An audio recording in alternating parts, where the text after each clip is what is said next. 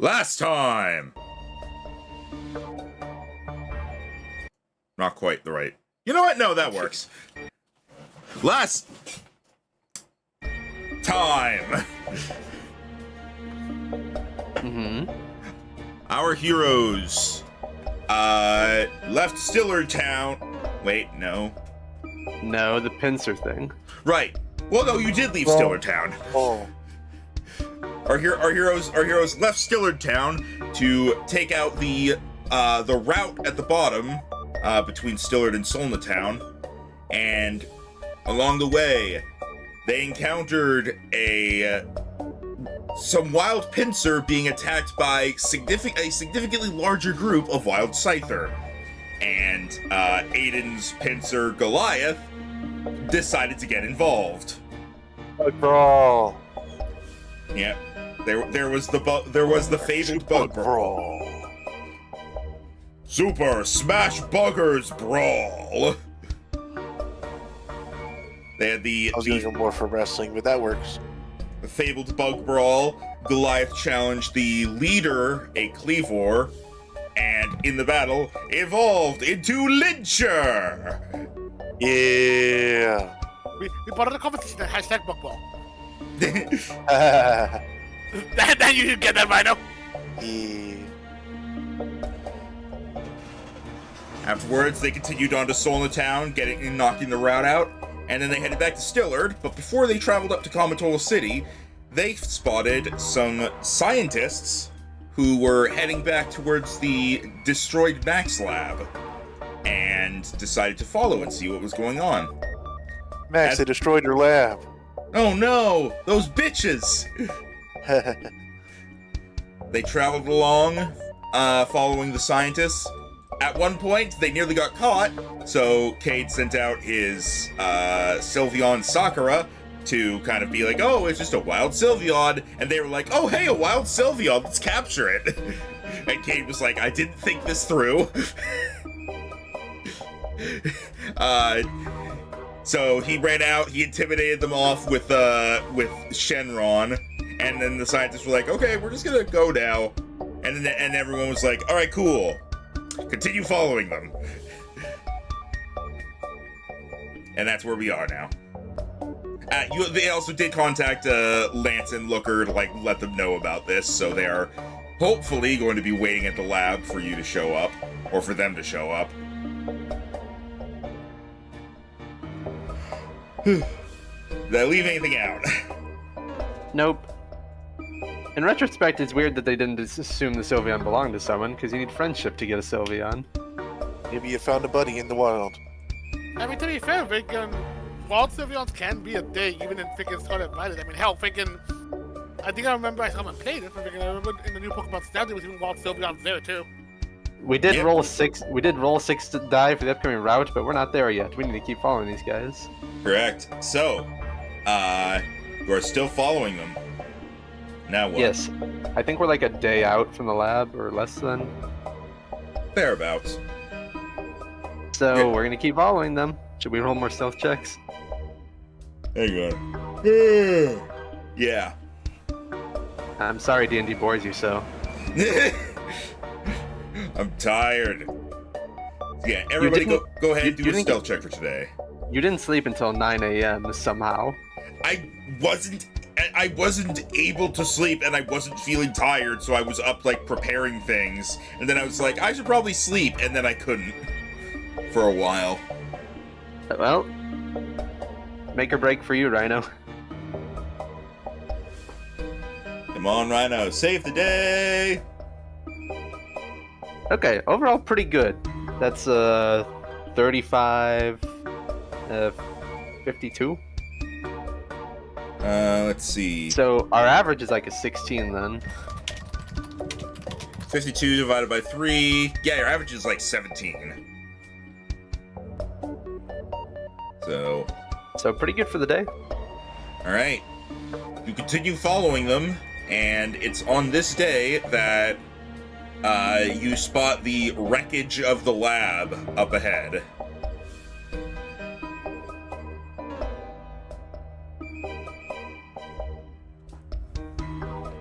Alright.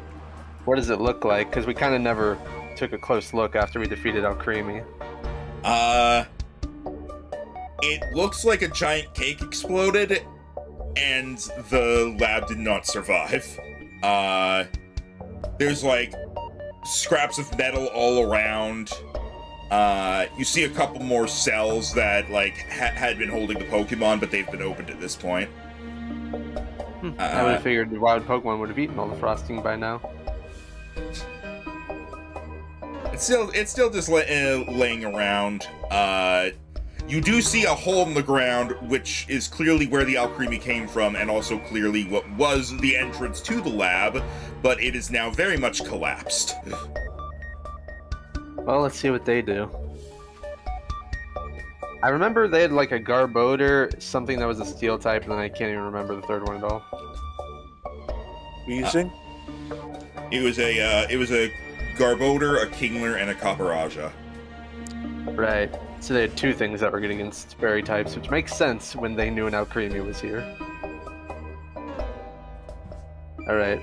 Well, I guess we'll keep watching to see what they do. See if they find anything important or they find a new entrance or something. Alright. Well, they begin wandering around, and you now know what it's like to watch someone who's doing investigation rolls.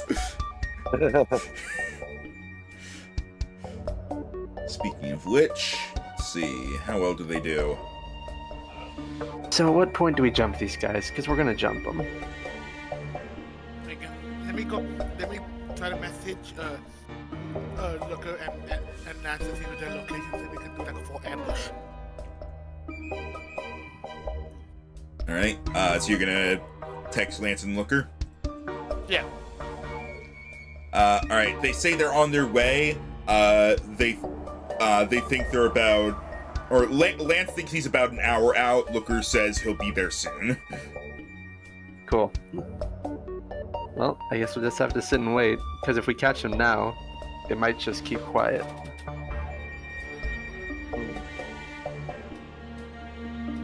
Ugh, God, every few seconds I'm yawning.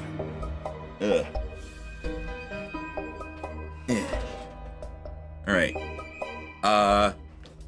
As they wander around looking for things, digging through cake and broken off pieces of lab.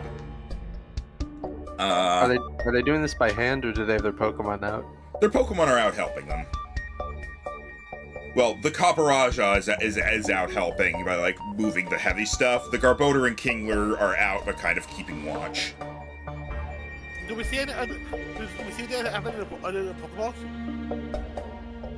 They don't seem to have any other Pokeballs on them. Okay, so we definitely outnumber them. That's good. Outnumbered, but they can. Even though it might be the single ones, it might still look pretty tough. True. So better to underestimate. Well, I guess it's impossible for us to be outnumbered because we have 6 Pokemon each. I mean, it's possible to be outnumbered if there are more people. True. Alright. How long are you going to watch them for? Well, I was hoping that we would be able to wait until Lance or Looker showed up. Pretty much. Do we overhear them saying anything, or are they being pretty silent about doing this? It seems like they all know what they're trying to do, so they're not, like, telling each other things. They are, like, talking with each other, but it's mostly stuff like, find anything yet? No. This job sucks. But pretty much like the anything? No. Anything? No. Anything? No. Anything? Yes. Really? No! Kevin, what about you? I told you not to eat the Alcremie cake! But it's so good! This is one step away from cannibalism, Kevin! Alright. Spit it out! Yeah. Spit it out! Yeah, I'm willing to wait. I'm just willing to wait until something happens. Alright. This is the first time we've ever actually managed to catch them in the act of anything, so it'd be best if we can learn what we can.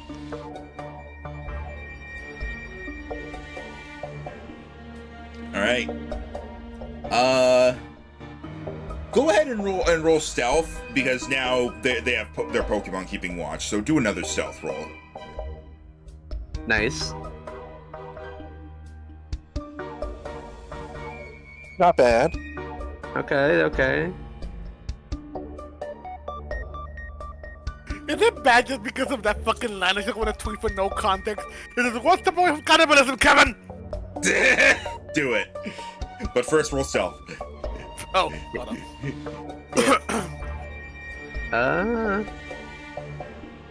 Okay, that's a way better. Yeah, that's a way better average than last time. You're fine. Thanks you two for carrying this. Hang on, I'm curious. That is, you add it up and it's 64. 64 divided by 3 is like, 21. When I'm 64. Anyway. Alright.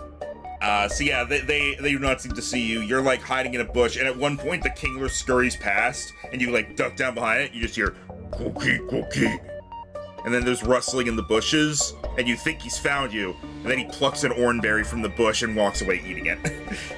That is not a cookie. Berries. Okay. Cade is probably all too familiar with crab Pokemon and their love of berries. Yep. Huh? Abominable. Crab Brawler. Oh, I barely you pay find them attention in- to that Pokemon. You find them in berry piles in Gen 7. That's fair. I forgot about that. I that's a Pokemon I forget exists. Literally, the only reason I remember Crabominable is because it's bad, and that's literally the reason I remember it. I like its big paw print hands. I like that it's literally called the Woolly Crab. All right. Eventually, one of them, after about you've been watching them for probably about 20 minutes at this point. One of them calls out, Eventually. "I got something!" And they all come over, and he stands up, and he appears to be holding a TM. Aiden Reddy's rope. We're like, oh, they found something valuable. Get them. Hold. Can we tell by the color what type of move it is? Roll perception. Although just him. Everyone. That's my average of 16. 16. Jared's average of 17. 17. Let's see Rhino's crazy perception roll. Passive 20. 20. No one got above their passive. Yay. All right.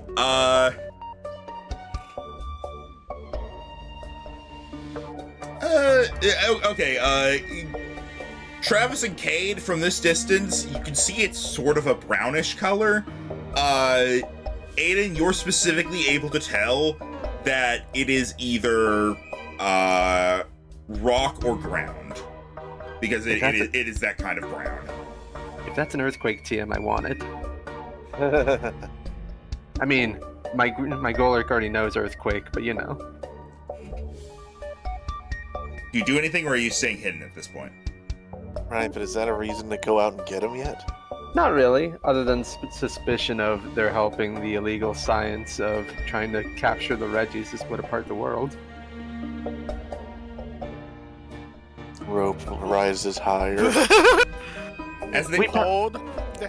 Let's see what else they find. If they see anything too. A TM is a TM. If we find anything more dangerous, then we go in. As they're as the others gather around, they're like, I mean, great, but that's not what we're here for. Yeah, but it's still something. Oh, good. Just so put it in your bag and keep looking. So there is something actively important here they're trying to find.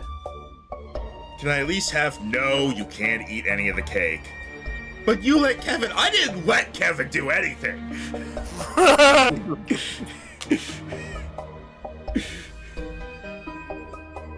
Alright, and they resume their search. And after about... Both of you to assume I let Kevin do anything. Kevin. Hi, Kevin. Kevin ate as Kevin does, and I do not want to be near that man. Punch yourself in the face. Doesn't that hurt? Do you want it to hurt, Kevin? That's from SpongeBob. I know. They continue searching for a little while longer. And eventually... yeah, one of them did get a nat 20 on their investigation, so yeah. After about a total of a little under 30 minutes of watching them, so less than 10 minutes after they found the TM, one of them gets up and is like, I think I found it? And the others, gather around. They are not facing towards you, so you cannot see what he has in his hands.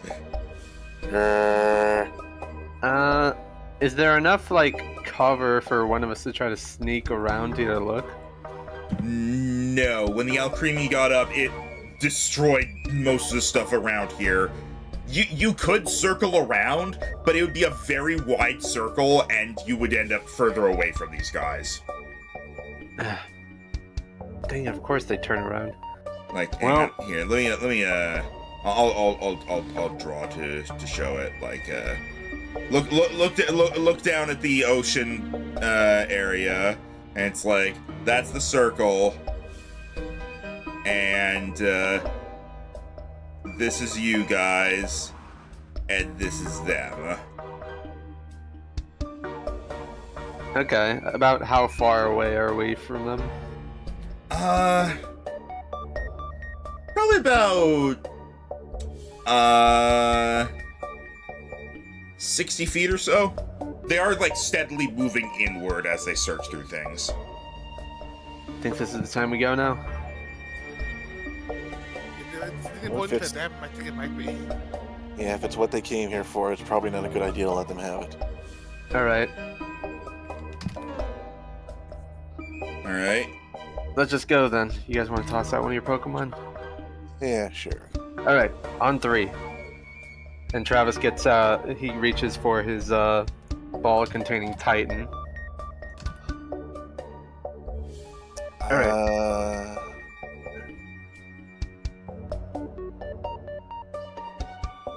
They have a poison type, a water type, and a steel type. Nothing is good against all 3 of those.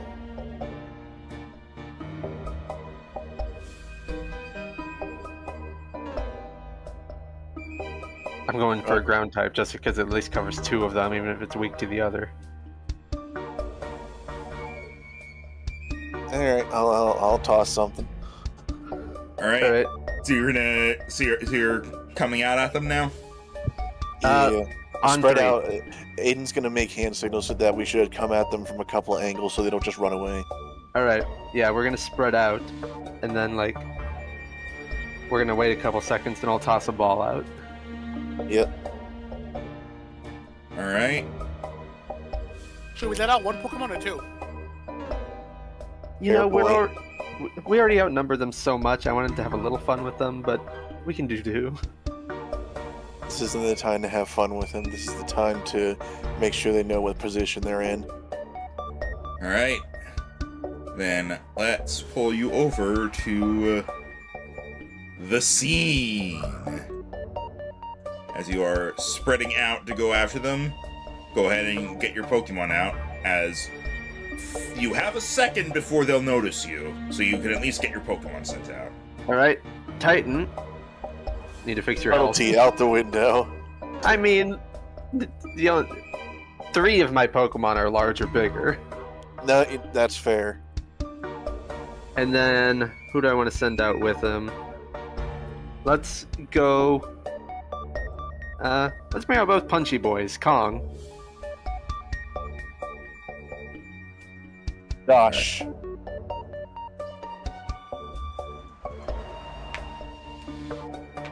Alright. Okay, I need to fix your health, because both of you are lower than you should be. Kate sent out Sakura just to fuck with them.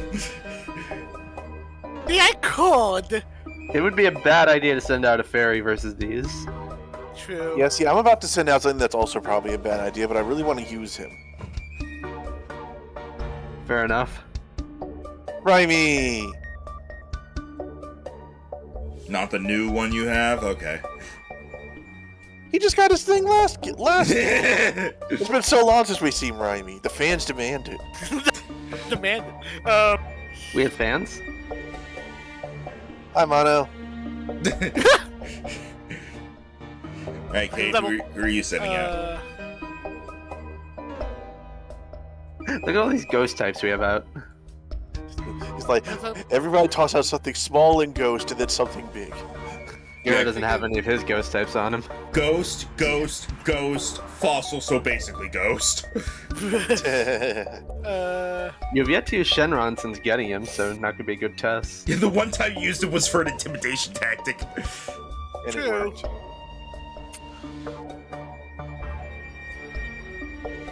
You know what?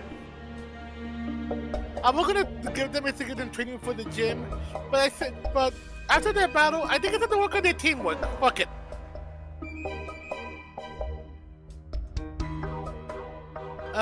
Actually, no, wait. If I bring him out, these two people here are gonna get annoyed and they keep using him and keep raising the freaking starter level ups. Sips milk. Yeah, I don't think, even though Razor is the strongest thing you have, I don't think we need it right now. Fair enough. You know what? This is the thing, because they have King Luke, what's the third one they had? Carboder. Carboder. I don't know why So I was pronouncing Garbodor. So, poison, steel, water. I sent out something weak to 2 of those. You know what? Screw it. Again. Yo, Apollo? I need to fix that, Jesus. Go Apollo! Flops over dead.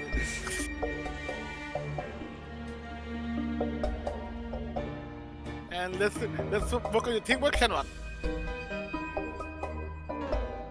I'm a lone wolf and I don't need no friends. Are you actually gonna have him appear that close to them? Oh, you know what? I feel like he'd be more here and I'm probably more here. Okay. Alright. All these Pokemon come out and they'll turn around to see you and they're like, ah! I knew we were being followed! Every Pokemon takes just one menacing step forward. Dosh is not as menacing. Because he just skates forward slightly. If the fact that the little cheeky just can't just go, hi! Yeah, I knew it! I knew he was following us! I knew there was something going on here! Some scientists you guys are.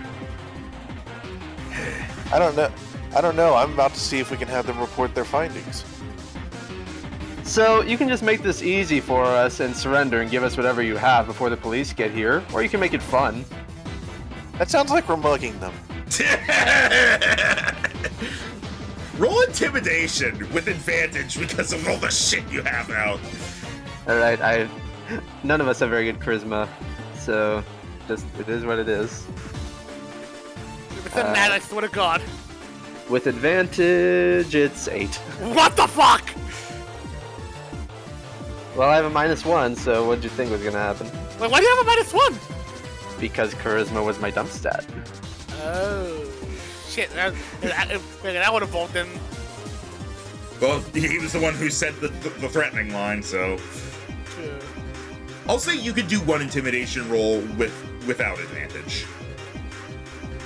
Just because you went, hi! And you have That's charisma, right? Yeah. Aiden is not trying to intimidate. Aiden is actually. Oh, come on! See, I did better than you. Shut up! Alright, yeah, no, they're sending their Pokemon out. They're gonna fight this. Alright. That's fine. I have questions for them after. Rolling speed now. Oh, Kong, you're going very last. Does anyone else think that the, whatever the fuck it's called? Well, no! Garbodor. No, Caparaja. the Gigantamax form of Caparaja looks like a fucking Lego figure. It does. Well, shit. I'm gonna be going last. Both my Pokemon rolled 11. Okay, that's Apollo.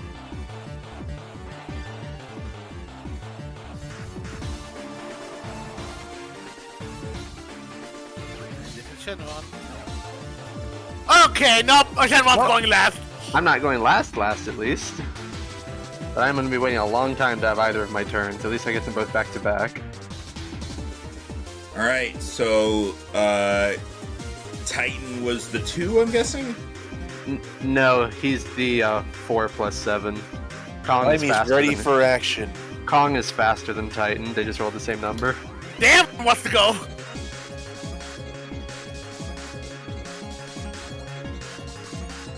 All right, I'm gonna just slide the frost plate onto Raimi here.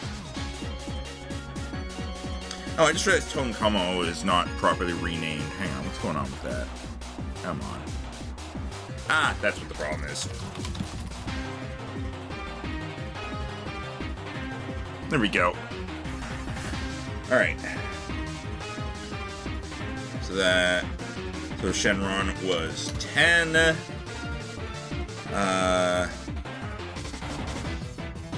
That's a 26 for Apollo. Is that 13 for Raimi? Or No, that's for Dosh. Raimi wants to battle. 27 for Raimi. And then, yeah, it was 11 for Titan, and I'll just say 11.1 for Kong.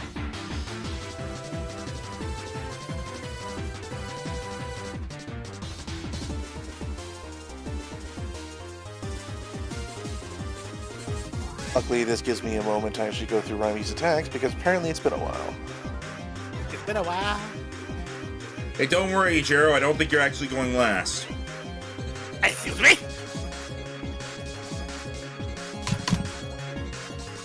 I mean, yay, but freaking what? Garbodor slow. Did it also roll in that one? Yes. That one's don't do anything in initiative, so. Well, it does make you guaranteed last.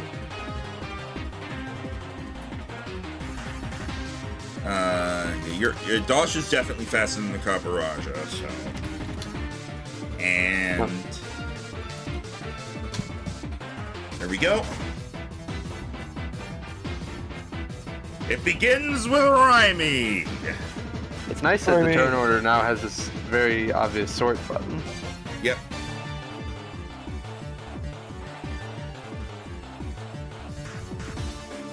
And now Rhino tries to remember what is good against poison and steel.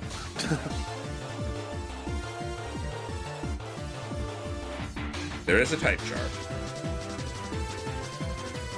Yeah.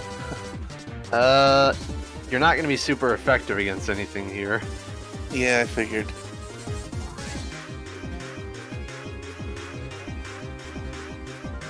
Unless Raimi happens to have a ground move for some reason. No. For some reason. He's rock type. Yeah, but isn't Raimi a special attacker? I don't think so.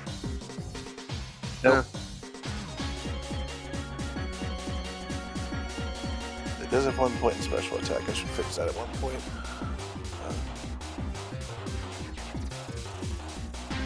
Alright, well. Get out the old measuring tape. Alright. Just imagine Raimi with a stick, just like slowly drawing a line. In fact, Raimi is quad weak to the Caparaja stab moves. No. Ice isn't weak to steel? Raimi doesn't have quad weaknesses because ice scales. Ah, right. Just regular weaknesses. Anyways, Raimi is going to start off with an Arctic airstrike against all 3 of them. Oh, Alright. Jesus! 2 of them are going to resist this. Well, look, Raimi's trying. Yeah. It's been a while. Alright, Alright. let's see them. Who you aiming at first? Probably just go from down to up. All right, so Garbodor. Oops, I don't know why 13. that was hit. 13 definitely misses. That does not hit. Can I just use that 24 for the next one? No. Oh. I'll allow it. Okay. So, okay, though, did you want that? Again, you can have one of your other users target the creature that you missed. So, do you want that 24 to go for Caparaja, or just have it go for Garbodor again? Let's just have it go for Garbodor again. And Right. so then this last one will go for, I guess, Caparaja. 19 probably misses a Caparaja. Yeah, 19 does not Oh. hit. The Garbodor does take the 24, though. Alright, so that's, let's see, an extra D8 because the Frostplate. Total of 19 DiMaggios. Yeah, Raimi's level 8. All right, I realized Raimi was so vastly underleveled. Apollo. It's been a while. Apollo. you, Joe. Hello.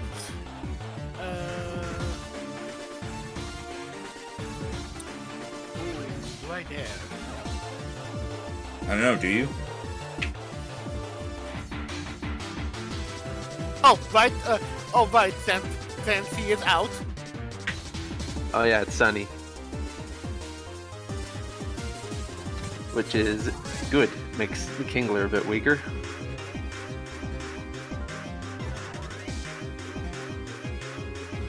I don't think I'll be able to hit all of them, but I'm checking something. I can at least hit 2 of them with this. Yeah, I think you can definitely hit Caparaj and Garbodor with Fire Blast right now. Fuck it, he can. Apollo's been coming in a while, and he wants that chance to be able to shine. Literally. Like the sun, haha.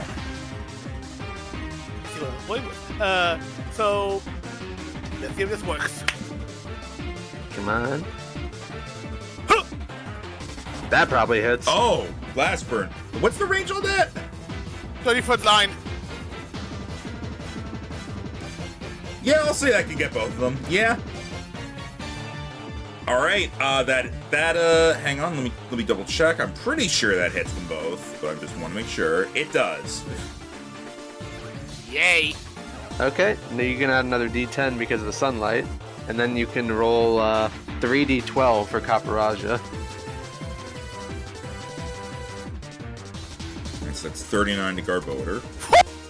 Oh my god. 39 to Garbodor, and 62 to Caparaja. Jesus. All right. I gotta ask, is the couple of you half? No. No. It's a We're at the point where giant metal elephant. We're at the point where Pokemon are going to be on average close to 200 HP. Fair enough. Fair enough. I don't want to see him doing that much damage out the bat, even if it wasn't done to have him that did anything towards intimidation. You are now incapacitated, which means you can't even move for the rest of this turn. True, but they can send one to the backup. All right. Kingler. Cookie. Wait, hang on. Oh yeah, Apollo did go first, because the Kingler had Drizzle, but your Drought took priority over it because you went first. Ha-ha! Nice. Water moves are currently weakened, which is good for me. Yeah, I'm gonna let you guys deal with that. Well, I have something for the two bottom guys. Colin can deal with the Kingler.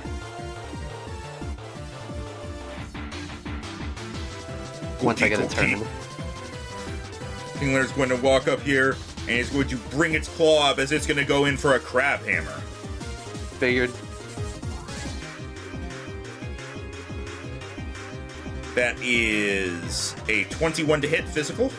Hits. Titan's AC is not very good. All right. So the damage dice get cut in half, and then it's super effective. Yep.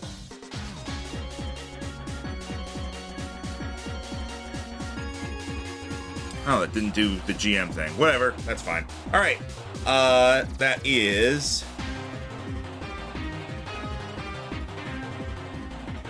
Holy shit, why am I struggling so hard with math right now? That is 25 damage. Okay, that's not too bad.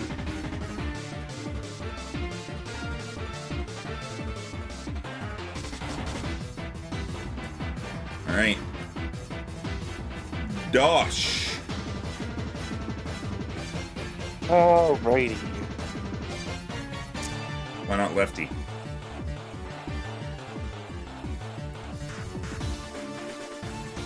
I believe Dosh will start off.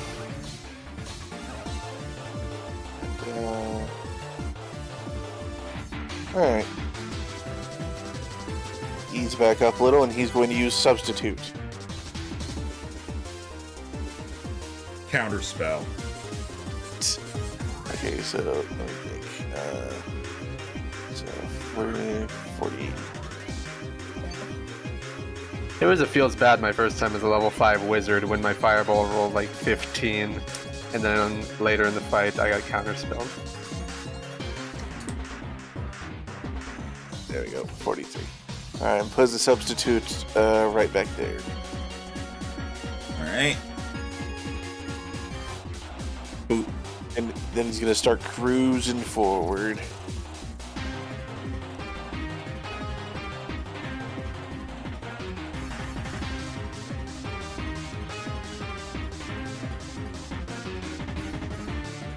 Alright. Where's he go? Okay, there we go.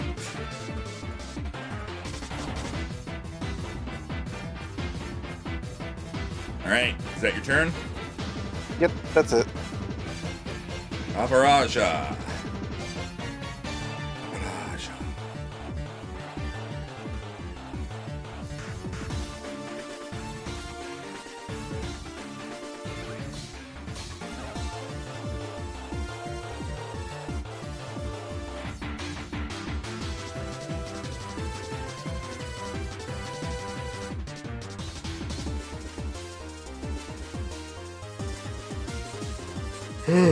Oh man, that yawn was building up for like 10 seconds. All right,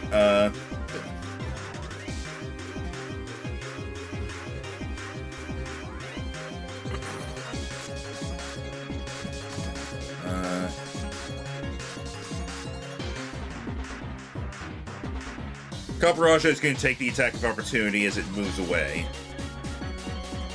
Alright. Alright. In that case, Just make sure I'm... Unfortunately for Titan, he was not touching Caparaja, so it doesn't get one. I believe I will go ahead and use... I guess Tentacleers doesn't stop me from doing it. He's going to go ahead and use Make It Rain. That will only hit the Caparaja. Wait, it won't hit the Kingler?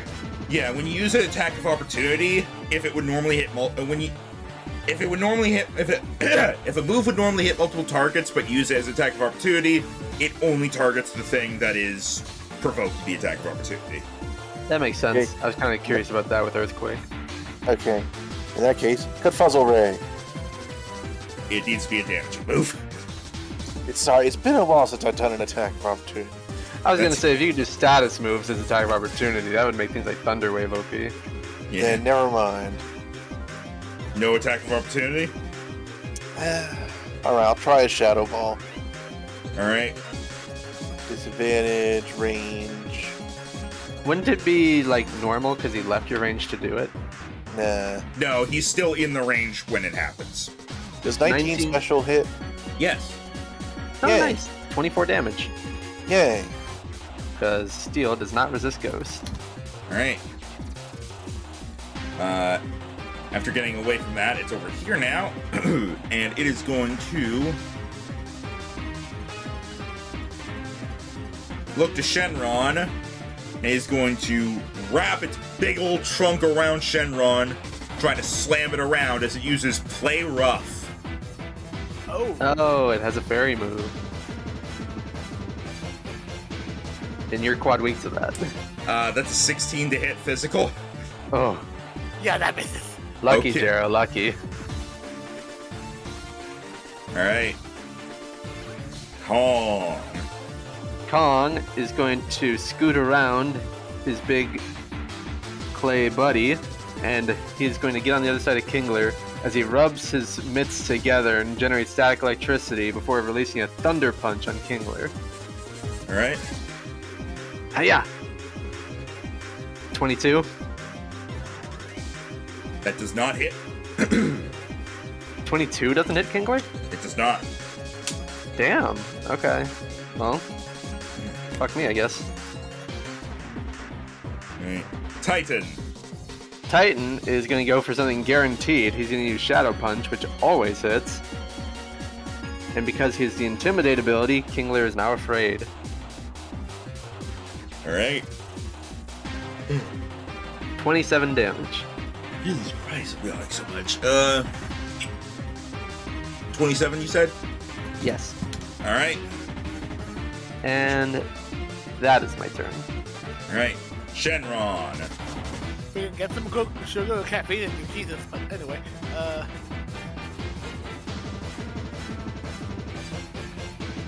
I'm just gonna go back to sleep when the session's done. I did my GTA grinding already.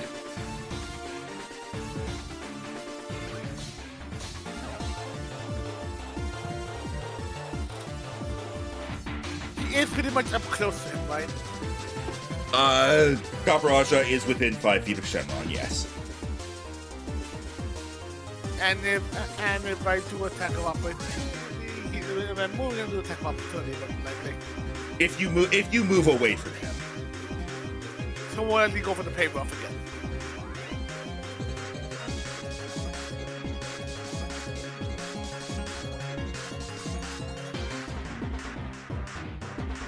You know what?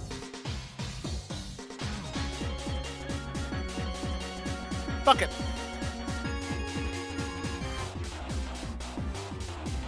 You step with this little divination.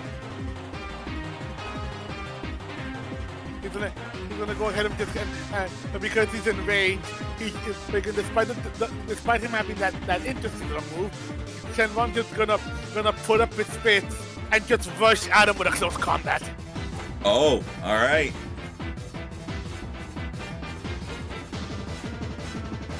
That hits. Go ahead and roll another 2d10 for super effective.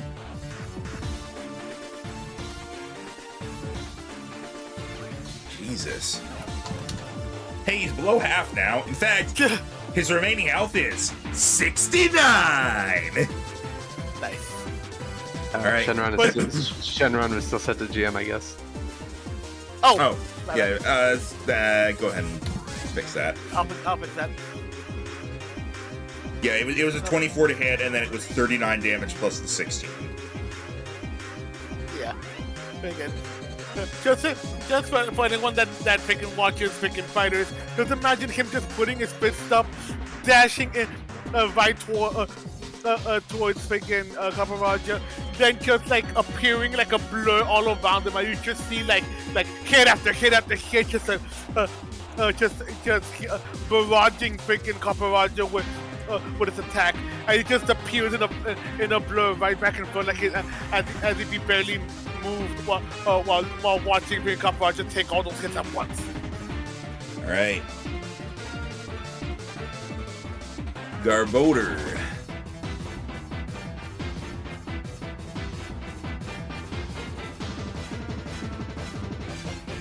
Garbodor is gonna step up. Go. And yeah, he'll move down and then he'll get flanking. He is going to use cross poison on Shenron. Oh. That is a 28 to hit. Yeah. Physical. Does fighting resist poison? See if Shenron resist poison. Let me look. Because I know poison resists fighting. He does not resist poison. It's neutral. Okay. You take 21 damage and roll a d10. Shit.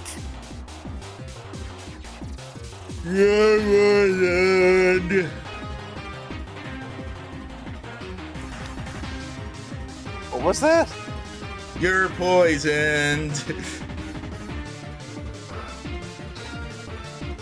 What was the initial damage again? 21. 21. You were stupid. Alright. Rhymy. Rhymy. Alright. Rimjaw.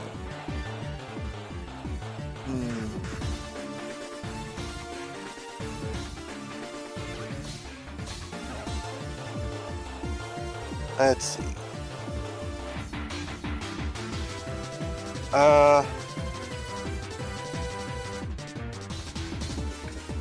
I think we're going to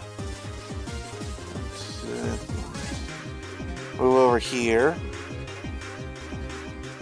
This is going to fly over to the Garbodor. And let's see. He's going to Ice Fang. Alright. Give him a big old chompers.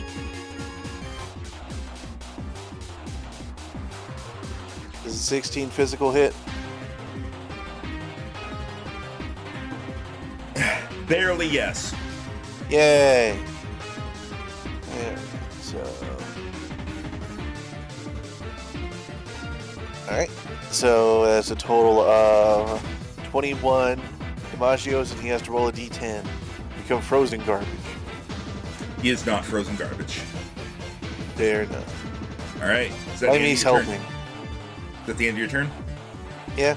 Alright, Rhymy is now poisoned. What? Garbodor, trait, stench. If a creature ends its turn within 5 feet of you, they become poisoned. Oh. Rymy's just trying to help. Well, now he's poisoned. And so is Apollo, because he doesn't get a turn. I put trash in my mouth and I feel sick. What happened? Me when I eat at Burger King. How dare you? What? Burger King sucks. Alright. Okay, so Sunlight is down to 1 at this point, and now it is Kingler. No, this is the second round. Yeah. Because Apollo came out and the sun started, and then he had his turn. Right. Yeah. Right, no. Yeah, it's only when he reaches the first turn that it starts counting down. Okay, sorry. Forgot about Yep, this is the second turn act. that. Alright. Kingler. Kingler is surrounded by ghost types, and that is what he does not want. Well, he hasn't been hit yet, despite my best efforts. Well, he did take one hit. He's gonna try to Crab Hammer Titan again. Figured. But he is afraid, so he's disadvantaged. Correct, and with that disadvantage, it becomes a 32 to hit. Right. Let's see.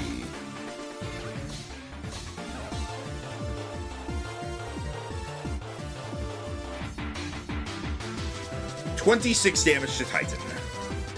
Well, he's immediately out of the triple-digit range now. Alright. Dosh. Alright. Dosh.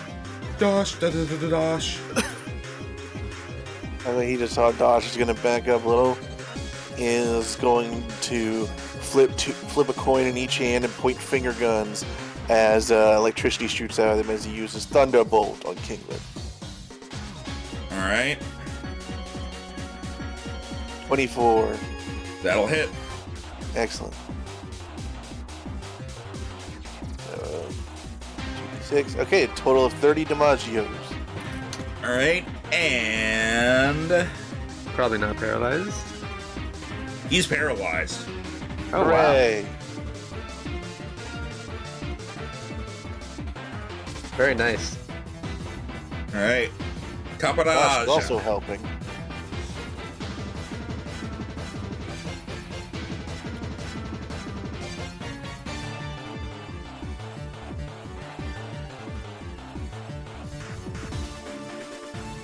Caparaja is going to move to here. Going to rear up and slam down on the ground as it uses Earthquake. How high up was Raimi in the air? He wasn't. Oh, you said it flew over. But that was mostly just a movement thing. Yeah, you gotta like specify when they're actually flying. So, Right. well, see if it hits you. All right. It probably will. 30. Yeah. Literally, that can't miss us, Max. Okay. So Shenron takes neutral. Raimi is weak. Yep, but only once. Yep. So that is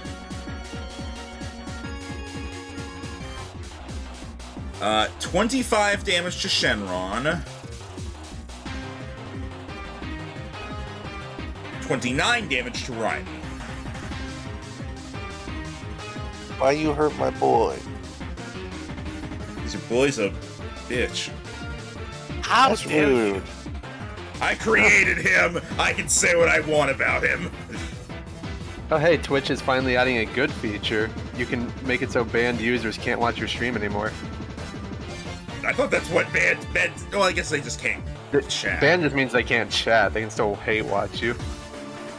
Honestly, I don't see why you would enable that, because, like, let them hate watch. That's still giving you views. What's the worst they're gonna do? They're gonna go on Twitter and complain about the way you played a game? Kong. Alright, he's gonna try again. He's gonna wind up a punch and gather static electricity in the air as he goes for a thunder punch on Kingler. Come on, buddy. That's the wrong sheet. Here we go. Hiya! 22 again. That does not I don't- hit. I have plus 15 and I can't hit this bitch. Could use a reroll. No, it's not worth it this early in the session. Titan. Since he's paralyzed and can't attack of opportunity me, he's gonna move.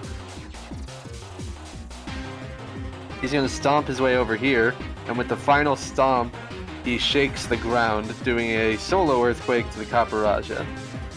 All right. Okay, now I'm gonna reroll because now the game's just fucking with me. I would have missed my auto hit move if it wasn't for the fact that it always hits. 28. Yeah, that'll hit. Okay, so using the initial damage, I get to roll another 2d8. So that's 30 plus 40 damage. Yep, 40 damage to Caparaja, All right. and that's him. All right. Shenron.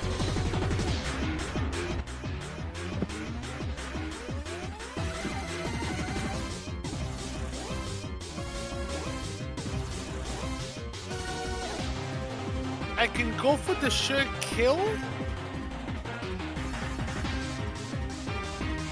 I mean, Or- one of these things is weak to fighting, and the other isn't. Well, true. And then there's Kingler. He's dead. Not yet. He's not because he keeps avoiding lightning. Because the thing is, I could go for the sure kill, or I could go for a move that could hit both to try to weaken both to finish them off. Can you hit them both without hitting Raimi? Yes. Huh? Up to you then. I'm taking 45 with the bolt. Come on! 23 on Caparaja. All right. That.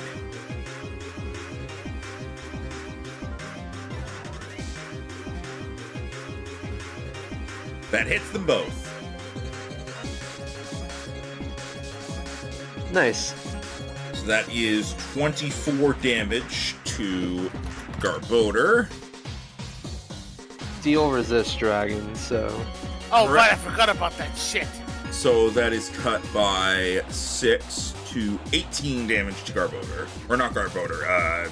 but then you get like a permanent buff for using the move. No, that's Clangor's Soul. Clang Scales is like a big AoE that only hits hostile creatures and does good damage. That's its whole thing, and that's why it only has one use. Alright. And now you take poison damage. Yep. So it's just regular poison, not badly poisoned. So I believe that's 1d6.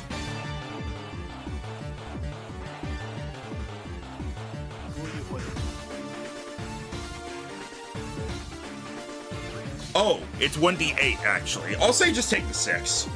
Yeah, But yeah, it is 1d8 for future. All right. okay. Garbodor, Gorby, as his friends call him.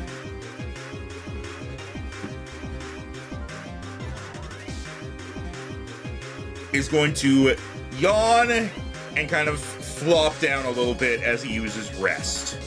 You bitch.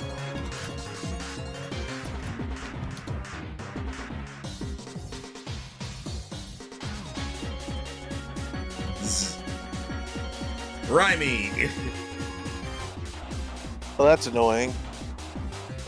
You're annoying. To them.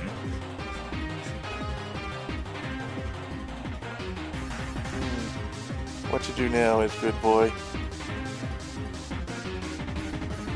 Ah, I think I know what to do.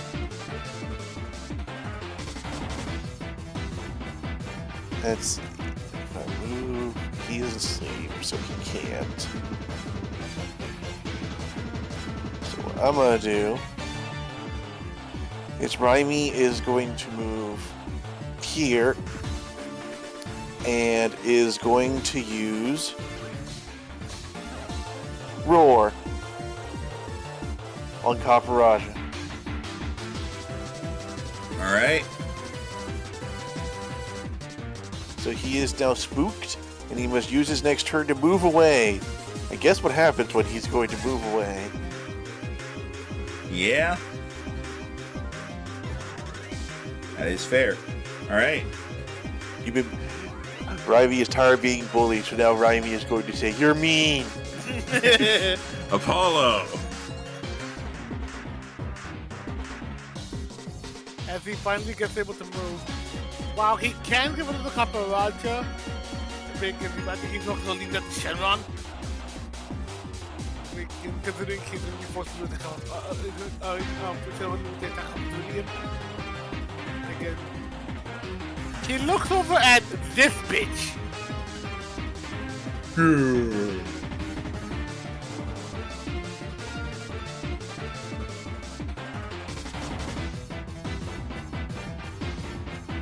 But, Right. I know. So what do you do to the sleeping pile of garbage that is DMing you?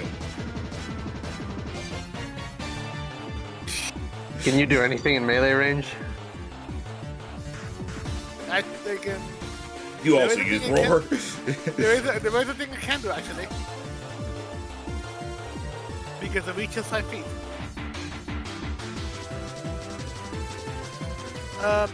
Max survival.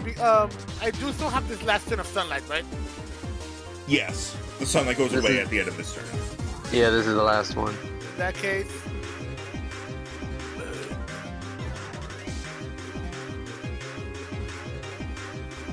That'll hit, yeah. Even with the -3, that's a 25. you are burned today. Alright, so that's 38 damage. Oh, Jaro didn't roll the other d10. Why other D? Oh, right, because sunlight. The sunlight. I think one of your moves earlier, I think Blast Burn didn't have the extra d10 from No, it the did. fire plate or whatever. Oh, it did. I hovered it earlier and it only said a 1d10, well this one says 2d10, but okay. Oh, like in the move itself? Yeah. Like, do you have an item that boosts fire damage? Yeah, I do. Blast Burn only had 1d10 in the stat instead of 2d10. Oh yeah, you're right. Shit. Go ahead and do it, and I'll throw it on Kaparaja. Garbodor would have rested either way, so. Alright. I would have laughed if that was just enough to kill him and just as Carbon suddenly has a heart attack and dies. Nah, he's still up barely. Kingler does get a turn. Look at all these statuses. We got purple and red and yellow. I love these colors. Kingler is gonna go Oh for Max! Oh grabbing Max! from- Look, Scarlet and Violet. Hey, and then gold. Is Kingler still afraid, or does that only last one turn if it's from Intimidate? It doesn't say it only lasts one turn. I believe it does stick, but give me just a second. That's abilities. Fear doesn't come up too often, so I forget how to get rid of it. He has to look at the rules for spookification. Pretty much. At the end of each of its turns, roll a d4. On a 4 after 3 turns, the status ends. Okay, so I guess you should roll a d4 for last round to see if it ended. He is still scared. Okay, so he's disadvantaged to hit me. Alright. So, once again, he's going for Crab Hammer because it's kind of all he has. Uh-huh. 18 to hit physical. Misses. Alright. I guess you can roll again to see if he shakes those off. Yep, so... still frightened. I believe the paralysis sticks. Because that, yeah, paralyzed, burn, and, poison don't go away on their own. So, alright. Not outside of contest, anyway. Dosh! Alright. Kingler's moving away. So in that case...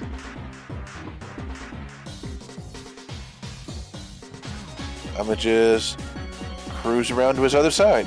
Kingler's And then moving use away. Thunderbolt. Now, Kingler's moving away. Now who will I have to play with at recess? And so now I'm going to use Thunderbolt again, but with flanking. No, wait, no, can't flank with range. Correct. So ignore all that moving I just did. Yeah, him moving doesn't really matter too much. So I'm just gonna do another Thunderbolt. Why do I keep opening Grimy Sheet? Grimy doesn't have Thunderbolt. Or does he? A lot of random Pokemons have electric moves. Oh, you definitely hit. 22 Damagios. Cha-cha-cha-cha-cha-cha. Alright. As his coins clack loud enough to where for a second you think it's thunder. Alright. Funny. Caparaja is going to use his action to disengage. Fair enough. Rude. You bitch. And that's his movement. He has 15 feet speed. That's Bullying. amazing. Kong. Really? Wow. Okay. Kong is gonna be like, you know, dude, I'm normally good at breaking crabs, but this one's a bit annoying, so I'm just gonna use Shadow Punch because that always hits. So, boop. That's quitter talk. 15 damage. Rolled pretty bad on the stab. Rolled pretty bad on all the die there. 19. Yeah, 19 damage. Okay. 15. It's a good thing I did because I would have missed again. Alright. I can't roll above a 10. Titan. Titan is going to just take one step over. He's going to bring up a hand, and he's going to bring it down with a brick break. Hiya! I miss again because the dice hate me today. Caparaja running away, by the way, is like in those cartoons when the old man is scared and trying to run away. So it's like turns around, starts stomping away. And Man, like, the dice really don't like me today. Alright. But what can you do? Shenron. Also, Raimi and Apollo did not take their D8 of poison damage. Oh, I thought I did, my bad.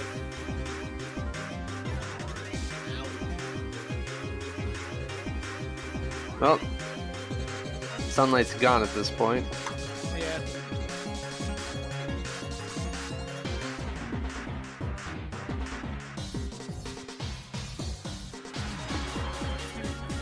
How low is Caparaja? Very. Red health. I could go for the shirt thing, but I also just want to show off a move that apparently Shenron has.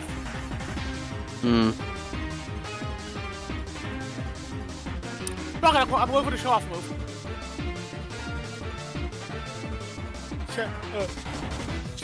Shenron looks over at the somewhat far away Caparaja.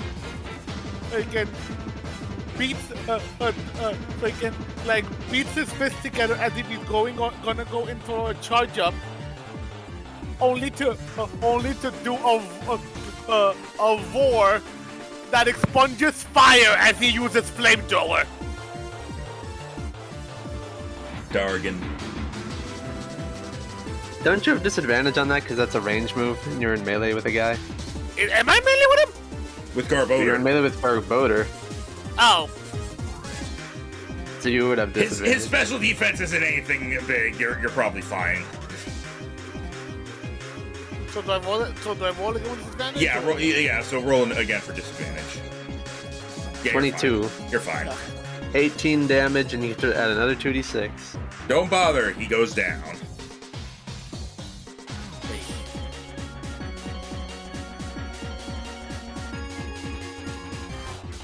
All right.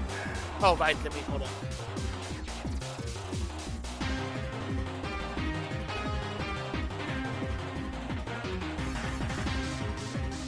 Yeah, there's a part me here dead there, but no thanks, Max. All right. Gerbder is still asleep, so let's see if he wakes up. He does. Am I on fire? Yeah. Oh, that was a good nap. Oh God.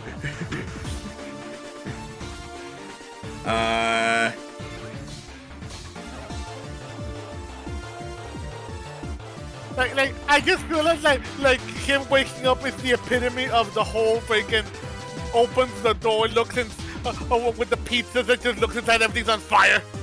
Except he opens his eyes, looks down, and everything's on fire. He's gonna go for another cross poison on Shenron. 25 to hit physical.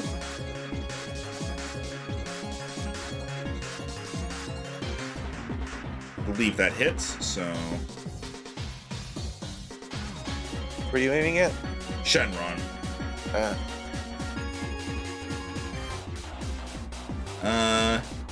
Alright, Shenron, because of the burn, Shenron takes 18 damage.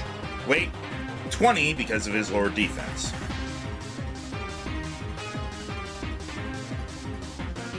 You got that, Jero? Okay, there we go. Rhymy. Alrighty. No, it's all Rhymy.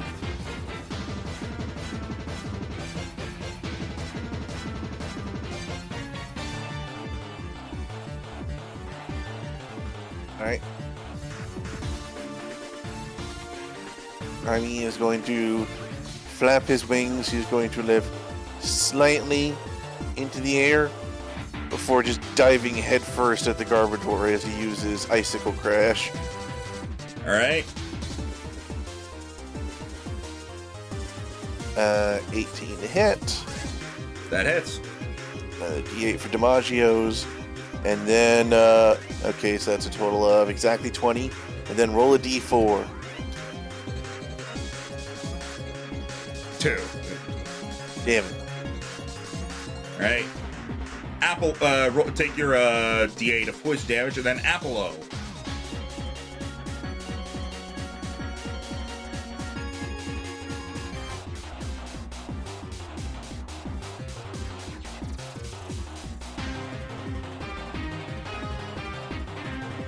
Apollo.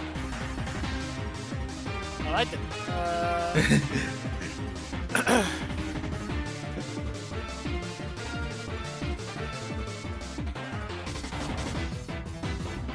Apollo is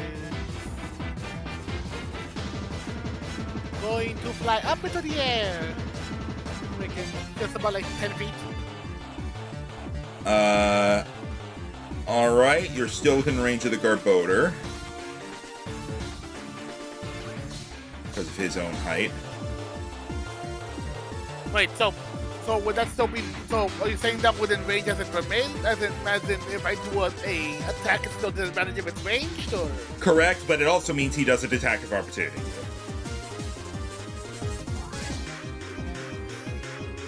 15, so he can attack. Alright, so attack of opportunity. Garbodor is going to try to body slam you. 25 to hit. Yeah. That is 13 damage. And roll a d4.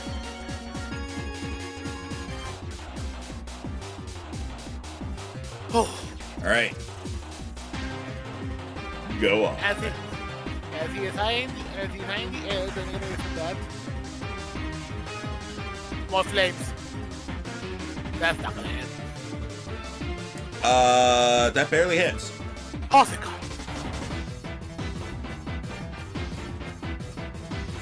Oh, also hang on, I forgot to roll a d4 for Garbodor's damage.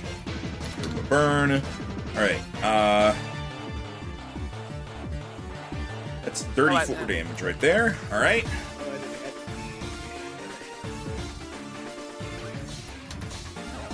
7. Alright.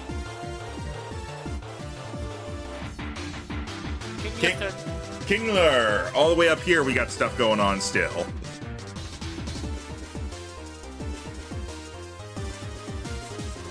Mm-hmm. Does get his turn. Still afraid.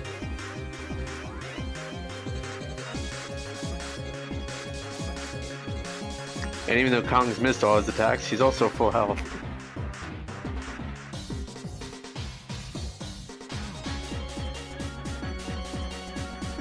Let's see. 10 feet of movement is taken off because of paralyze.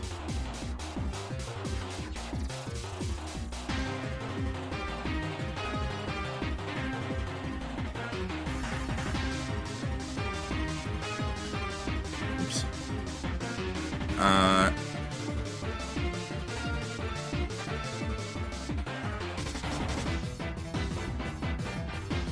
He is going to use his action to disengage. Okay.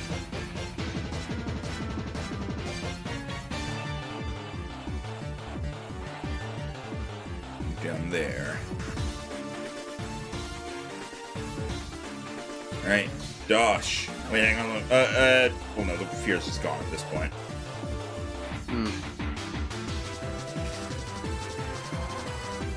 Dosh. I know, I was thinking.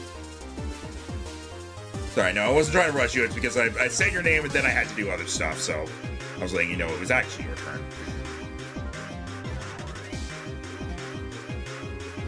And why not? Thunderbolt! 20 special? That hits. His special is a lot worse than his physical, at least. His physical is insane. 25 damage. Telling me, with effectively a plus 15, I couldn't hit him. His physical defense is 25.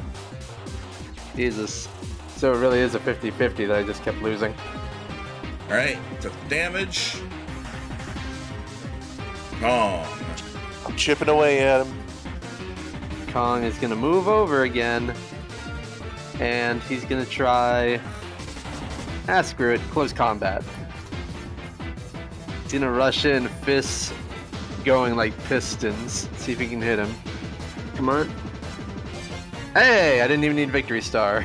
Nice. So that's 28 fighting damage, and Kong is now permanently -2 on all damage taken. Yep, but the Kingler is down. Nice. And then I think I still have a... Well, I'm not going to move closer to the Garbodor because I don't want to be poisoned.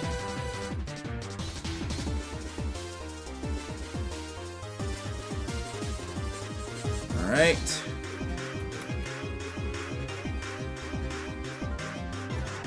Titan.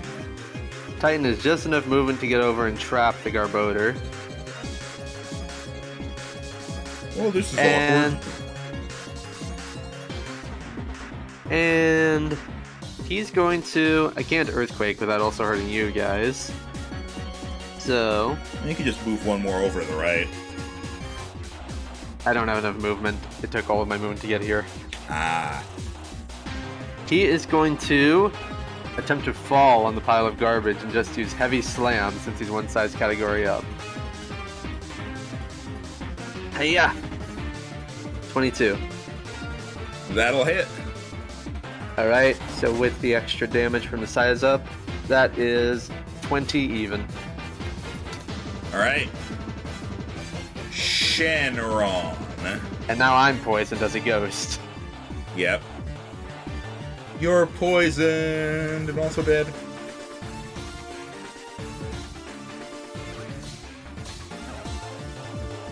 Now we can just wail on him because he's the only thing left.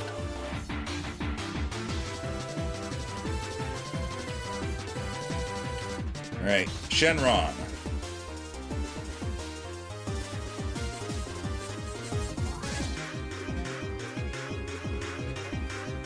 Jero? Oh, sorry. Let's beat up the garbage.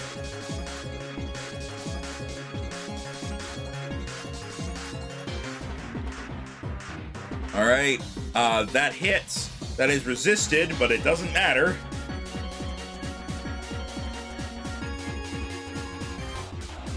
As the Garbodor goes down. Just imagine that he just does that flurry of kicks and just goes for one last punch right in Garbodor's freaking face, and it just punches him with just strength that he just slides across the grass down in front of the one side, and it just. Bleh. As the fight ends, Titan slowly turns around, and Travis goes, Alright, now that you have 0 Pokemon, well, we still have all of ours, now do you want to surrender? It's not gonna be that easy. As, they're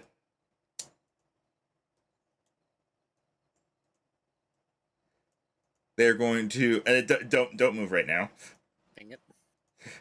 As, one of them, the one who, said they found something earlier before you jumped in. No, they're activating their boss second phase. Is going to, hold up what he found, and it appears to be a potion bottle. Eh? For What, you found a hyper potion? This is when the 3 guys fuse into one guy, right? For he aims it and pulls the trigger, I guess, the nozzle. And you're used to it to potions like doing like a small spray like directly onto a wound. This one shoots out like a power washer. Ah, What the heck? there's a lot of pressure in that tiny thing. As it What is it? spreads over the field, their Pokemon get back up. Eh? What? An AoE revive? See, if you could do stuff like that, why do you have to be evil? We're not evil. We're trying to save. We're trying to blah blah blah blah blah blah blah. Which the kid goes, you do realize what doing that will do to I don't know, the climate, the environment, the people and Pokemon living in those regions? They'll adapt. It'll be better in the long run. As the fight is not yet over. Well, fine. We still outnumber you. This will just take a little longer. All right. Will be our first endurance match. Garbodor. So I guess just keeping things going. Garbodor next. Yep.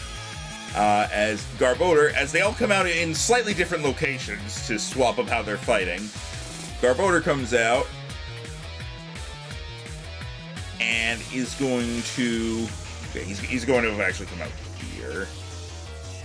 Still near Dosh. He's going to. Look at Dosh standing on that trunk.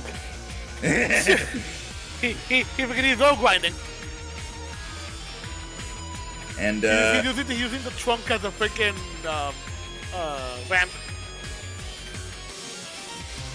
Gonna move down 360. and fire a sludge bomb at Shenron. Oh boy. You'll have disadvantage. I throw coins at his eyes. 24 to hit special. Oh, that still hits. That hits. All right. Correct me if I'm wrong. Sludge bomb. Is that just a physical? Is that just a special or range physical? It's special. Damn it. All right. So that is, with your reductions, that is 26 damage.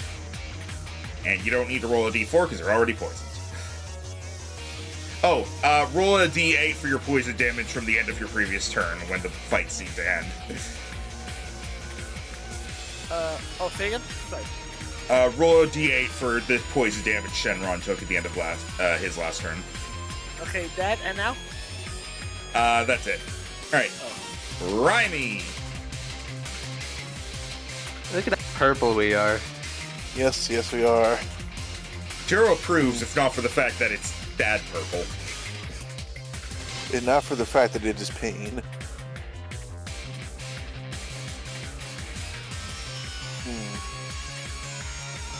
I am checking my type chart here.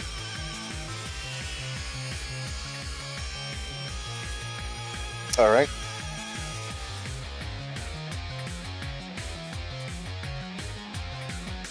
Nope. That would hit others.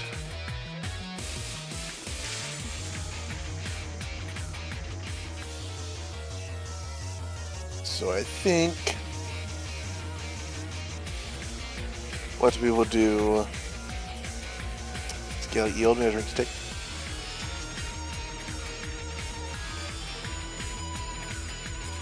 Okay. His Raimi is going to reposition a bit as he flaps his wings and the air gets chilly as small ice meteors come down as he uses Arctic Air Strike again. Alright. He's going to just go from up to down this time. Alright. That hits. So I assume. That does not hit. And we'll just move on to the Kingler. That does not hit. Well, wouldn't have hit either of them, I think. But I can't aim all three at the same person, so... Let's see. It's,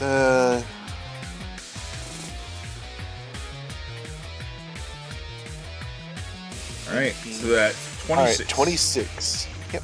26 to Garbador. Alright, Garbadorable. And then Raimi will fly up. Because I remember he could do that, and he will go up 10 feet. Alright. Take your d8 poison damage, then we move on to Apollo.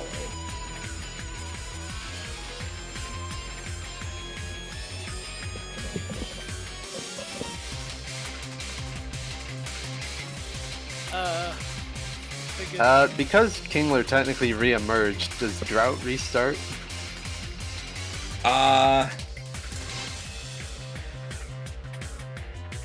He wasn't new on the initiative order, he was just kind of brought back up, so I'm gonna say no. Drizzle does not restart.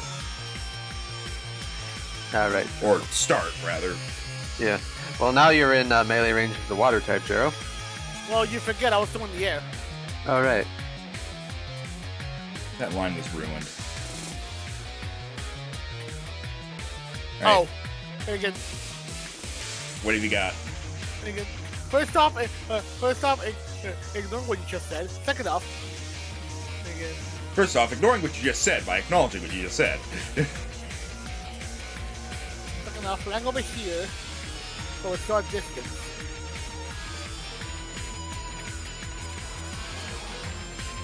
Alright.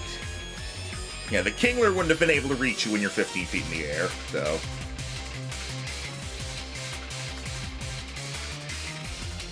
Pre. Oh, come on! That's the third in that one of today. Are you gonna Fuck it, reroll? I'm Or... rerolling. Alright. Alright, I assume that's at the Caparasha. Yes. Alright, yeah, that easily hits, so that's... Unfortunately, you gotta use the original damage, which is lower. 27, plus another 2d6.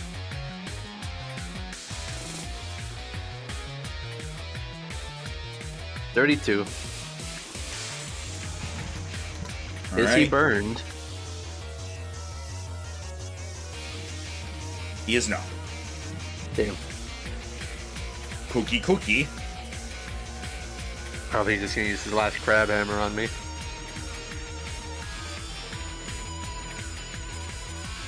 Gonna scurry over to here.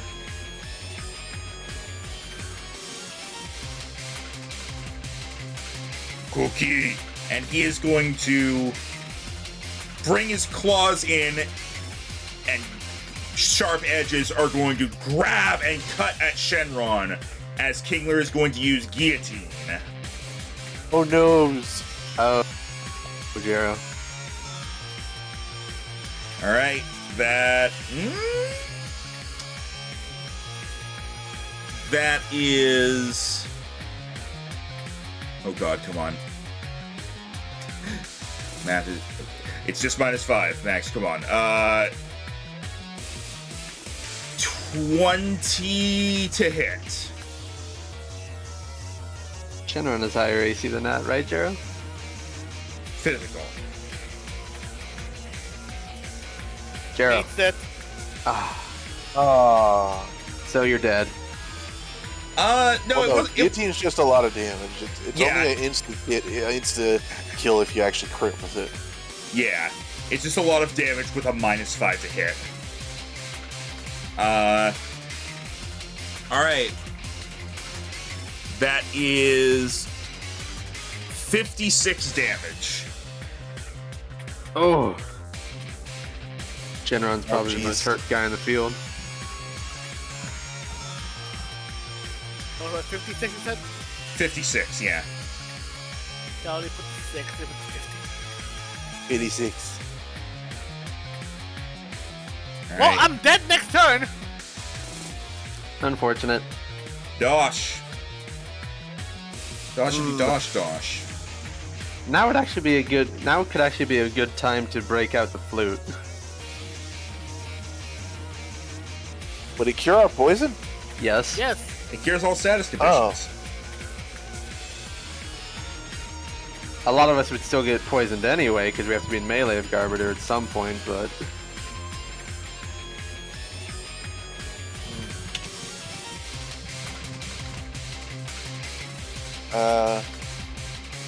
Alright, well, if that's what you want me to do. no, you can do what you want. I'm just saying it would be a good time.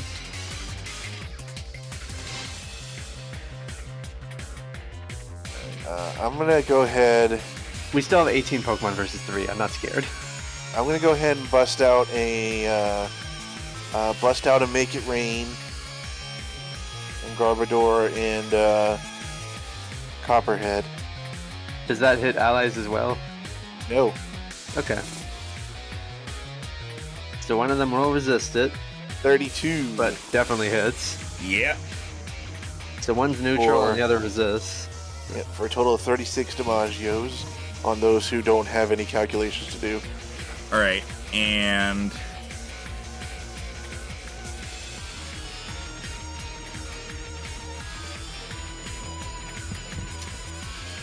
So that's 29 and 36. 29 plus All right. 36, 65, so that's $650. Yay. Still pretty good. Look, I gotta make up for those 2 days of grinding money where I earned nothing. Caparaja. Don't forget to give me my -4 stat. Ah, right. That's to the special attack, which is just radiation now. And then I'm going to wait. There's I forget. Steel is okay. Steel is immune to the damage type of poison, but is it immune to the status condition of poison? Yeah, not in this. Okay, so I'm going to skate slightly away then so I don't get poisoned. Alright. Caparaja Also, I totally just realized, Kabaraja shouldn't have been forced to move earlier by the Frighten, because it has the trait Heavy Metal. You choose to ignore any effects that would force you to move or knock you prone. But... Oh. Well, we didn't know that. Yeah, yeah, I know. I'm not blaming you guys. Like, that's just on me, but I'm just mentioning it because it is something you would have known at this point, but it's not like it affected anything in the long run. All right.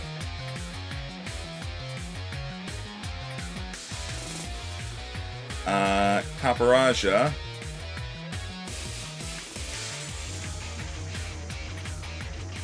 is going to once again play rough, this time on Kong. Okay, this will be the first hit he's taking all fight.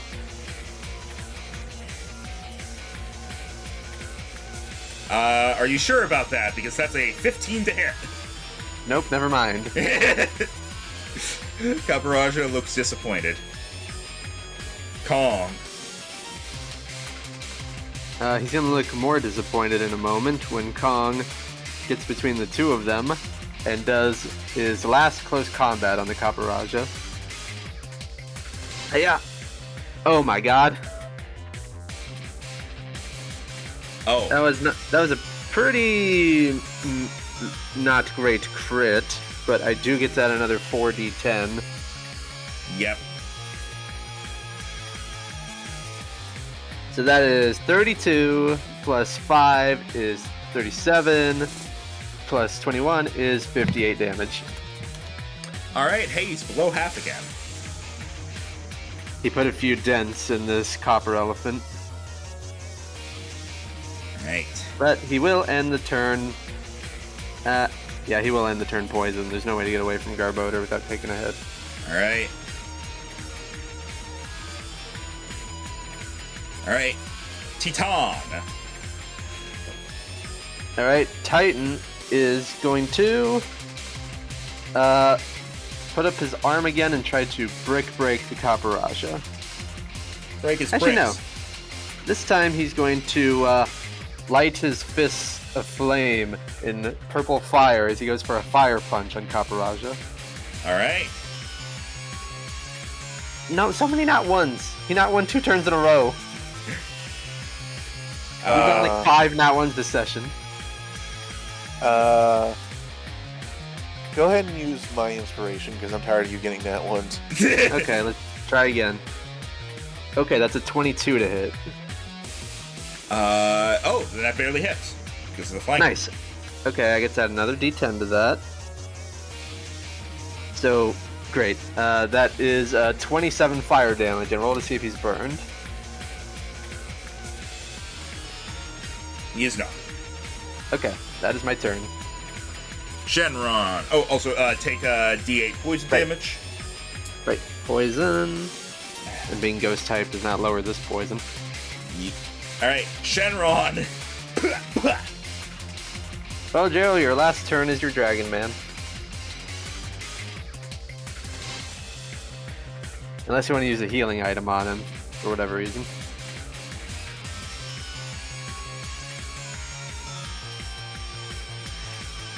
Roger. Okay. So go ahead and roll the super effective damage. Oh, yeah, you get to roll another d10. 20, 32. Pretty good. Alright. And now, D8 poison damage. See if this kills you. Yep, I'm dead. He had 2 health left. 1 in 8 chance of survival. Alright. Well, you get to bring out a substitute. Oh, there's one over here, though. Haha, I'm funny. Laugh.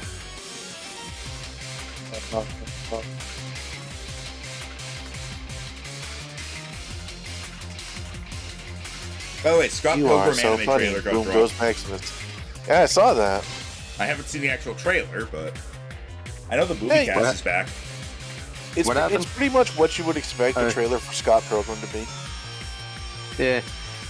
I'm curious to see whether they follow the novel plot or the movie plot. It seems like it's going to go for the novels. Also, send out your next Pokemon, Jero. We can talk more about Scott Pilgrim if you need to decide. How are you By the way, doing that with you your see the- mouth? You see the trailer that came out? I saw there was a trailer. I didn't see the trailer itself. Oh, like, didn't need to roll.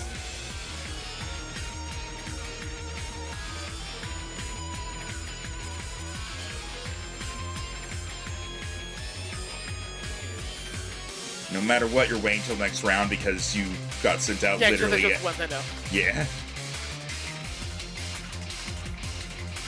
But if Yuka rolls really high, you could go pretty fast. That's 23. All right, that's pretty good. All right. Yeah, you get to use your Pokemon back to back. Garby over here.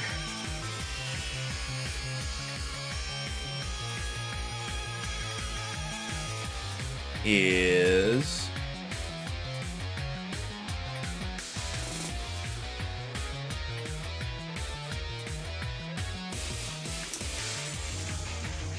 gonna move down and is going to cross poison Apollo. Never mind, Apollo's. Wait! Apollo's. No, he would still be in the air. Well, he's 10 feet in the air. No, it's a 15, remember? Right. Rhyme that's 10. Then yeah, never mind. No, he's gonna stay here and he's gonna cross poison Kong, I guess. Okay. I will resist it.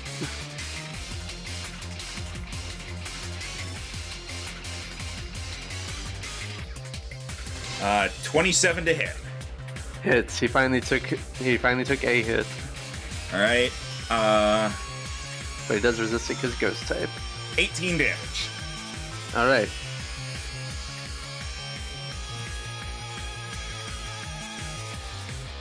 Rhymy. Alrighty. Oh, Rhymy. Oh, Captain, my Rhymy is gonna Captain. fly up a bit more. He's gonna fly up 10 more feet. And then he's gonna use his last Arctic airstrike, going from up to down. Alright. Miss. We're gonna aim at Carpador again. Hit. Alright, then we're gonna aim at probably Kingler. Its AC is a lot higher than Miss. Its Look, physical Rhymy is- only has a plus 10 to hit. I didn't honestly think he would hit either of the other two because they're so physically tanky. Alright, so one hit on Garbodor Yeah. for 17 I think- damage. Copperage is like hold on. 22 versus Kingler 25. Paparaj has 21. 26 damage. 26. Or wait, no, not 26. 21. 21. Sorry, I was looking at the wrong thing. There you go. Follow. Anyway, Roll dice for poison. I was busy doing my 21. Why do you only get max 8s on your self hurt? That probably hits Copperage. Yes. Gets another 2d6 to that. See if he's burned.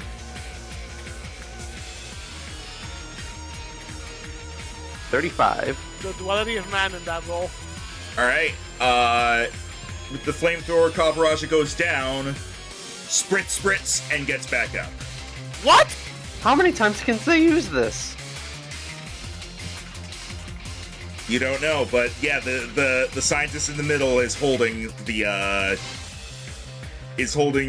what seems like a constant use, essentially, full restore. Alright, well in that case, I know what I'm doing my next turn. Titan's head turns all the way around to look at him. He tosses it over to Kevin. Yeah, it's that time in the raid where the healer does a heal and the boss just rotates 180 degrees. I'm gonna mark them all with a color, and then we can keep track track of who has it. So who has it right now? Currently it's red. I'm trying to... You get to add a... Well, you need to take away a d8 worth of health from Apollo now. I know. I'm glad you guys caught on to this quickly. You get to do it once. the second time, it's like, okay, hold on. I'm just glad you realize like this isn't a straightforward battle. Yeah, like what's the gimmick? I figured there had to be something because there's no way 3 Pokemon beat 18, even if they were vastly over leveled compared to us. But Right. The rare time where we're gonna have to fight, where we're gonna have to use our Pokemon on some humans. All right, Go Yuka. bully.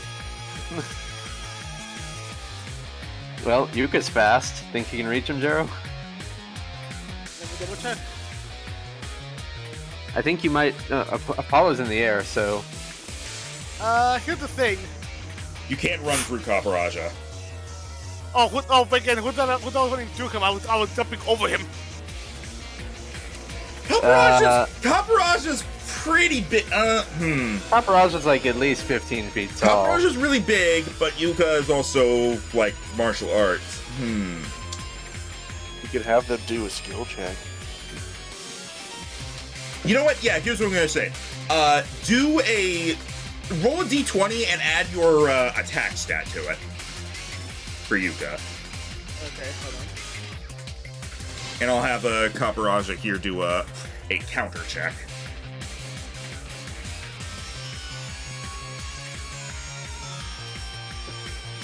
Plus his attack stat? Yes.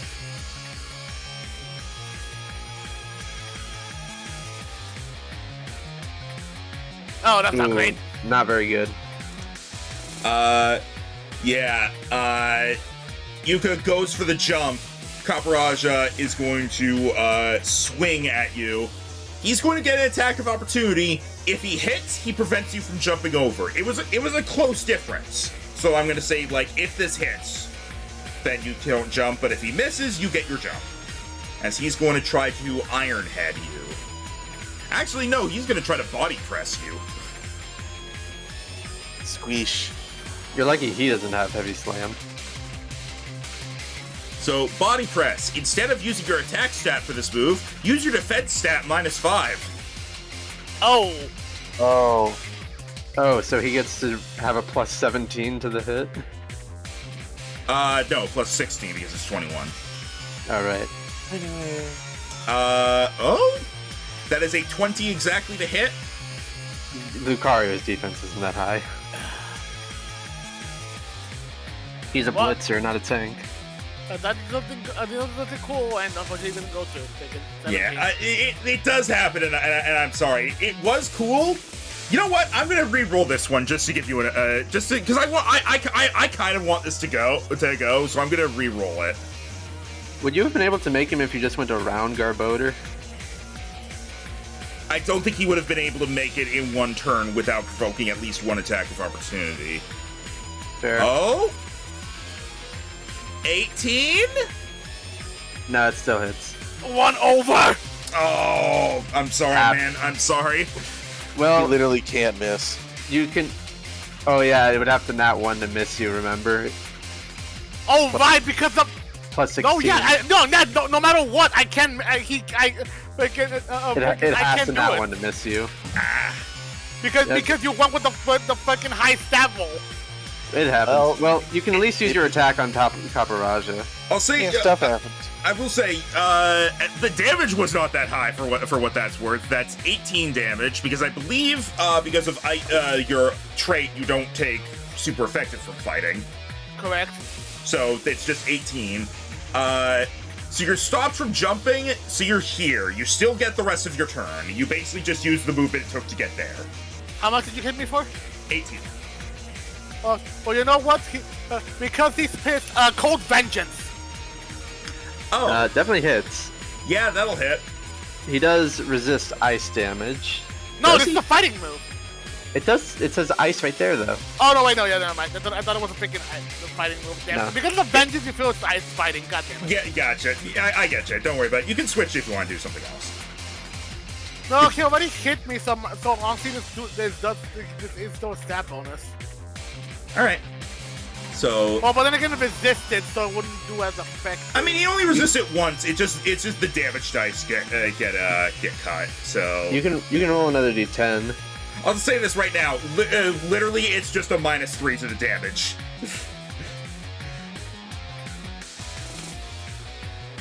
So go ahead and roll the stab dice again if you wanna do that. Oh, I want this bitch to stay down. So I'm gonna go with this. All right. Or at least he can't be as effective. So I'm gonna do this. I'm gonna stick with the roll you did for the Cold Vengeance. So it's 20 plus you get to add another 2d10. Wait, no, 1d8. Yep. So add another D8 for the force for the super effective there. Wait. It's d8 because of the super effective is the first die. Yeah. Oh, okay. And So- I'm saying it hits because I'm just gonna use the roll you did for the Cold Vengeance beforehand because that was before you realized. 24. See if All he's right. paralyzed now. All right. Let's see.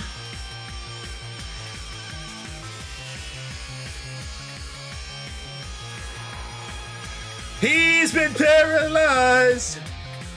Fuck you. So many All right. statuses this fight.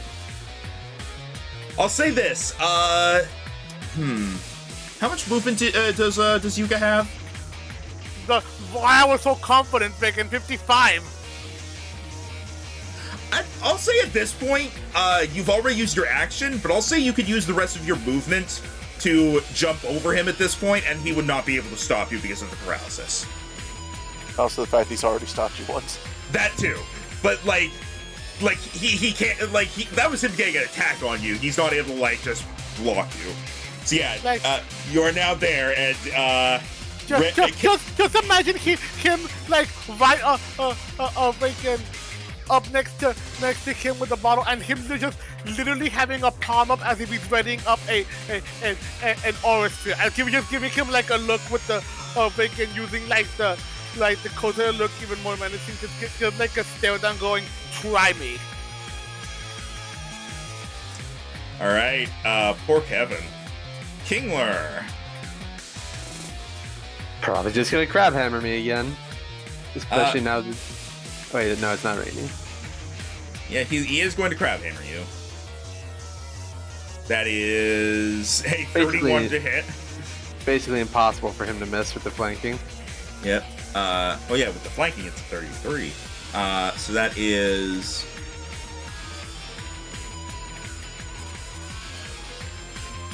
33 damage to Titan.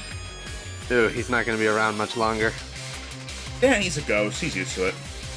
Dosh. Dude. Well, I still remember this one quote. I don't even remember what it's from, but Tim boasted like a quote in another server at one point of like, ghosts aren't that scary. They've already died once. yeah, that's what my D&D character said to hearing that a place was haunted. All right, Dosh. Dosh is completely immune to anything right now, so he's free to beat up a scientist. Alright, let's look at my science speeding up chart here. What type is science week 2? I'm gonna get fighting. The bully type. Dosh rearranges his coins and becomes a locker. Josh is going to just smoothly glide around Red here and is going to hold his hand out as his other hand just flicks the coin up and down constantly.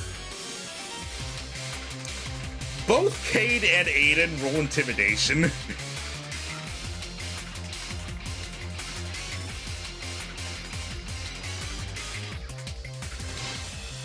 What's day 2 drop reroll?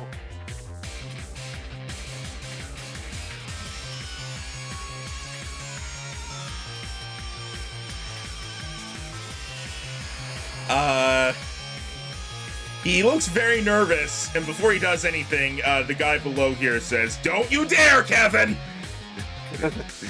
It goes to which Kate responds, if you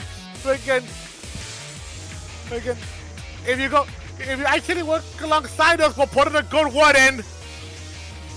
And then Kate thinks for a second and goes, and we'll let you get some more of the cake. Roll Yummy. persuasion! Roll persuasion! Weak old dirt cake. He was eating it before! My point. You said persuasion, Yeah. which is also crit. Damn it. Well, you still have your reroll. No, he doesn't. That was only Rhino Rhino- did. Rhino gave me his reroll. Yeah, he uses. He has a once a day reroll from Dewdrop. Damn it, make it. No, but I mean like inspiration. Rhino gave me his inspiration. Jero has his still. Jero used his. I have mine. Use it. Okay. Oh, come on! Why so many not ones today? I know. Hold on. I'm looking to see if any. Oh no, wait, no, if it his mark. Yeah, Wait, I think you've looked every session. That's the second nat 1 charisma roll of the day.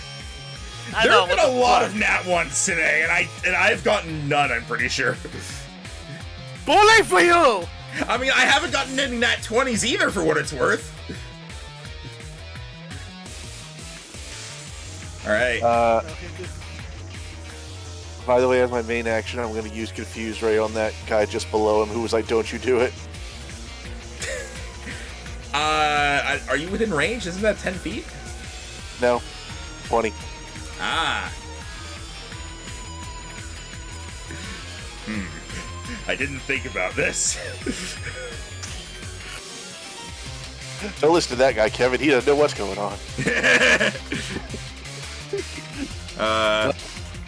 God, what symbol here could mean confused? Let's see. Wrench, because I don't know why the fuck there's a wrench there. Yeah, I think we use the guy holding his head to represent fear. Yeah. Right. There's no confusion status in D&D, so there's not one here. Alright, he hasn't given it up, but if he tries to toss it to his friend has a decent chance of not catching it now. Kaparaja does not get a turn. Kong. Kong is going to... So you guys are just surrounding him, you haven't actually attacked him yet? We were seeing if he would just give it to us by a bit of intimidation. Because he does not really stand a chance. Alright. I believe I've already used both my close combats. So...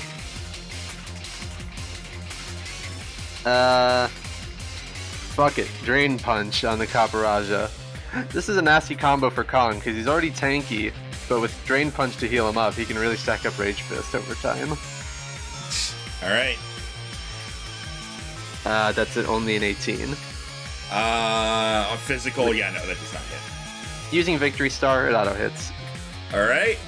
So I get to add another d10 to that. Oh my god. I rolled almost maximum damage on that, so that is 34. Wait, no, 44. Alright, you recover 22 health, which I think Back puts to you full back health. at full health. Yep, I'm back at full now, and Kaparaja has another big dent in him as Kong punches his fist right into him and drains the life out of him. And now I take a d8 of poison, so I'm not full health. Ow. And then it is Titan.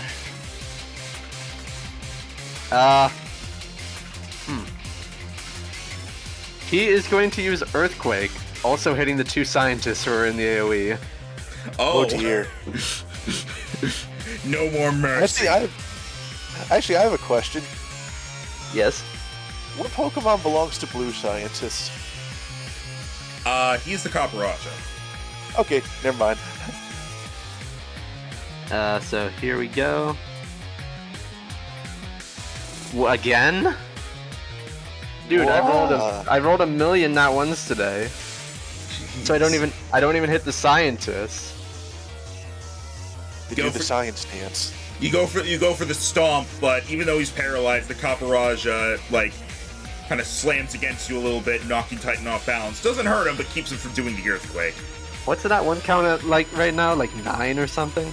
Jesus. It's pretty high. Yeah, I have no Alright. idea. Garbodor here. The weather is stench. And I gave my reroll to Jero, which was wasted. Garbodor is going to go over to here and is going to. I was looking at Kaparaja, and I got got worried for a moment there. Is going to body slam Yuka.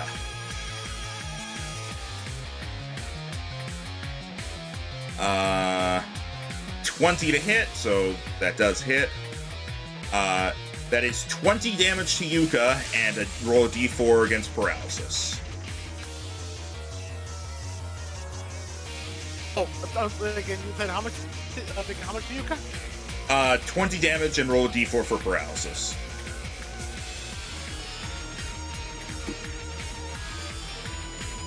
Oh What my the God. fuck? Our luck today. Rhino, use your turn to do the stupid flute. Get rid of all Yes, this. use the flute for the love of God. I will say before that, it is the trainer turn, and that's actually going to be doing things now, as Kevin is going to try to throw the bottle to Blue. The Blue is confuzzled. That is correct. Kevin also has 2 people ready to intercept. That is correct. So here's what I'm going to do. Yuka's paralyzed, but I'll just So say doesn't really get a reaction. I'll just say this isn't an attack so much as it is trying to grab something. So here's what I'll say. Dosh and or Yuka can use their reaction as if it was an opportunity attack, but to try to grab the potion as it is thrown. Okay. Yuka, if you do so, you will have disadvantage. Like, you can still attempt it, but you'll have disadvantage because of the paralysis. You are gonna be going up against a set number that I'm gonna figure out now. So, if you want to do it, go for it. Okay. And basically roll like do a physical attack roll, basically. Oh, physical. Why am I giving it a I'll shot? say you could do a special, but you won't grab it, you'll just knock it off course.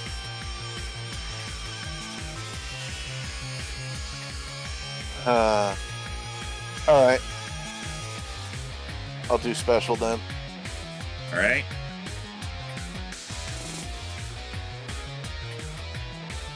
Alright. Are you going to attempt something, Daryl?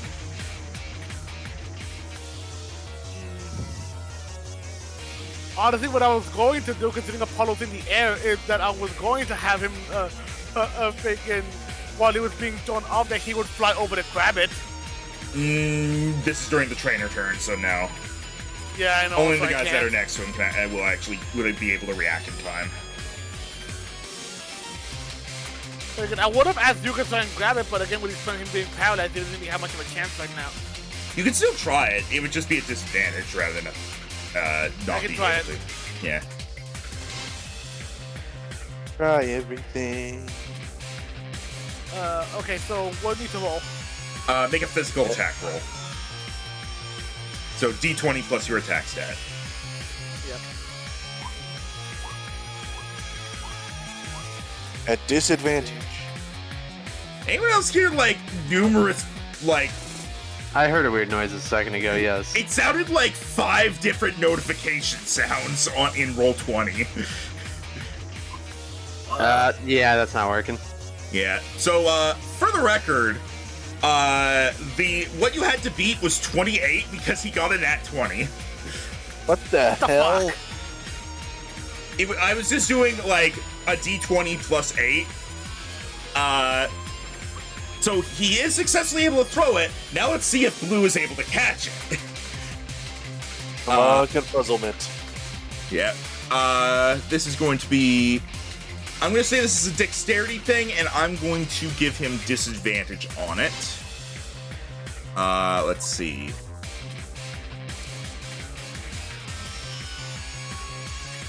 Okay, here's what I'm gonna do. I'm gonna make this public roll. He's gonna have disadvantage. So his lowest roll out of these two needs to be at least,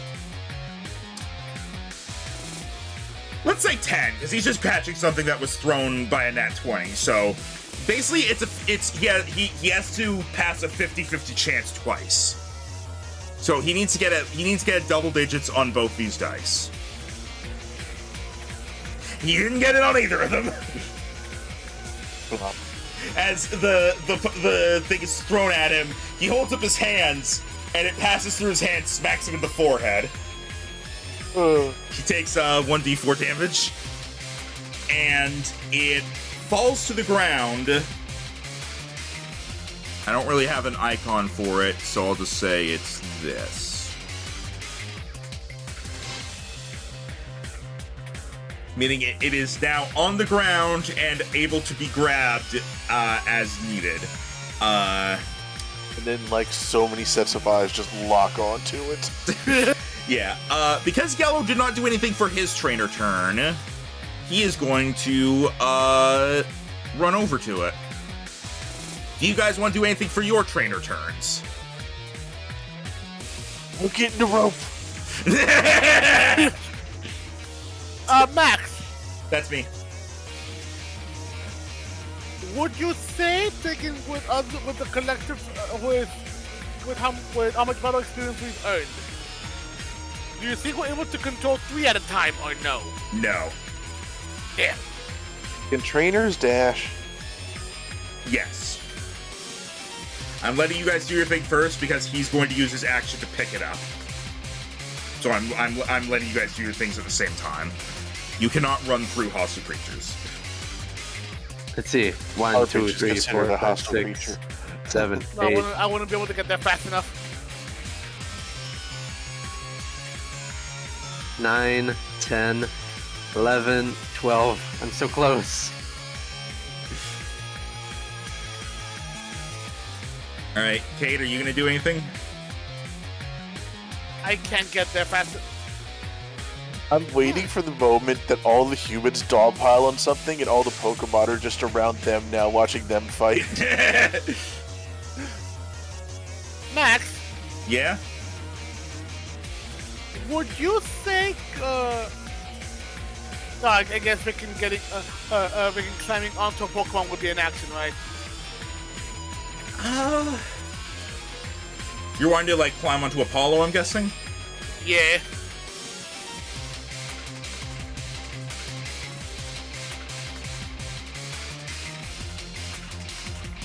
I'll say that, let's see, it'd be 35 feet to get there. I'll say it wouldn't really matter because he's about to get his turn anyway. So I'll say Apollo could use his reaction to grab you and you can run up close enough. So I'll say you could essentially get on Apollo. I'll say you can do that. Okay. So go for it. And while you do that, yellow guy here is going to grab the potion and he's going to frantically point it and spritz it as he's going to fully heal the team. Now here's the thing. If he's doing it so frantically, and considering Yuka's right there, I've been kind of wondering the whole time if it's actually been doing anything to our Pokemon. It hasn't been so far because they've been kind of aiming it, but because of this, I am going to. He wouldn't send it at Kingler because Kingler hasn't taken damage. So as he's sending it at Garbodor and Kaparaja, here's what I'm gonna say. I'm gonna do a roll. I'm gonna do a D20 roll. If it's a single-digit number, Yuka's also fully healed.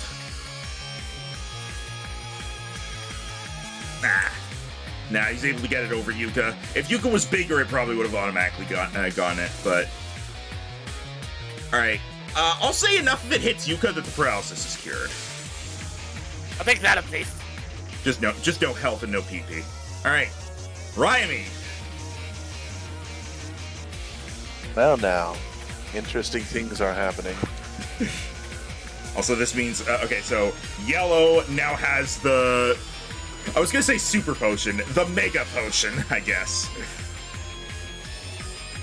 I was gonna say Mega Elixir, but again, for those Kingdom Hearts fans, you know what I mean. Alright.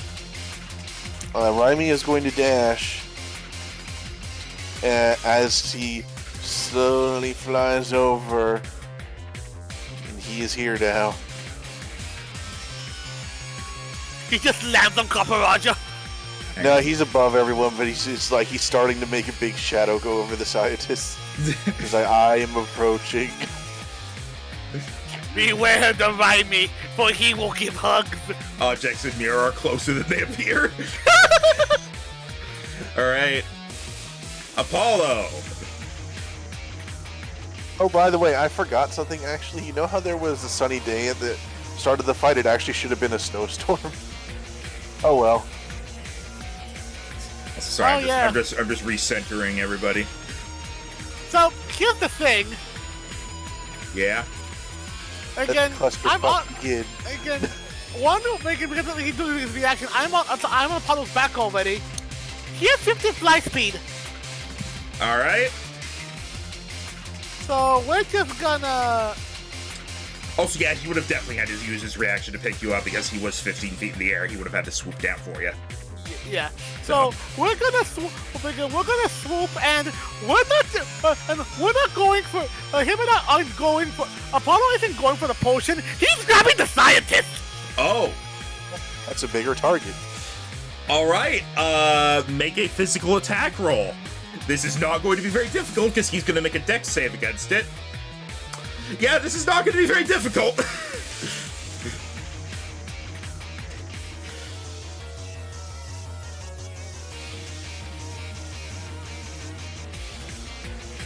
Literally just don't get a nat 1 and you grab him. Yeah.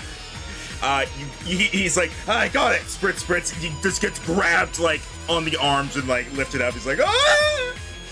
And as he's playing up, Kate just reaches up. Thank you. That's a different thing, I imagine. That'll be picking at the trainer turn, but if he's gonna go try to grab it off him. Yeah, because he's being held by Charizard's by Apollo's claws, and you're on Apollo's back, so it's gonna be a reach. Yeah. But yeah, we'll get to that on the trainer turn. For now. So currently he is in the middle of the air. Well, all three of us in the middle of the air. Yeah, which makes it hard for some of us to get to you, but we'll see what happens. The confused guy goes, Roland. Yuka. Well, good, Roland, you dodged it. I did it. Yeah, you're still right here, along with your triplet brothers. Now, all right, so yeah, Rory and Ronald. Now, hang on, let me again, there we go. because we saw him jumping over the Caparajo, we know he's got the height for it. Could Yuka run up and could Yuka like pretty much like essentially like do like a super jump and literally go and grab the thing from the struggling scientist?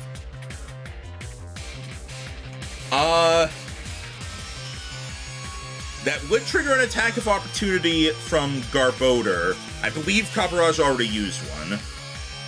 So, not one from Caparaja. But I will say yes, you could do that, but you will get an attack of opportunity on you. He will take it. Alright. Garbodor is going to try to body slam you. He's going to try to paralyze you, basically. That's 27 to hit. Roll. So, roll d4. Oh! Alright, you take 19 damage, but you're good. You just stumble slightly, but catches himself immediately. Yeah, it just seemed to like the freaking because freaking look how old it is. The basically Naruto running his head over to freaking Charizard, and then once he's under him, he just freaking leaps upward as he goes, and just has a paw out to be able to while the scientist is struggling up Charizard's back, freaking he goes and grabs to grab the potion.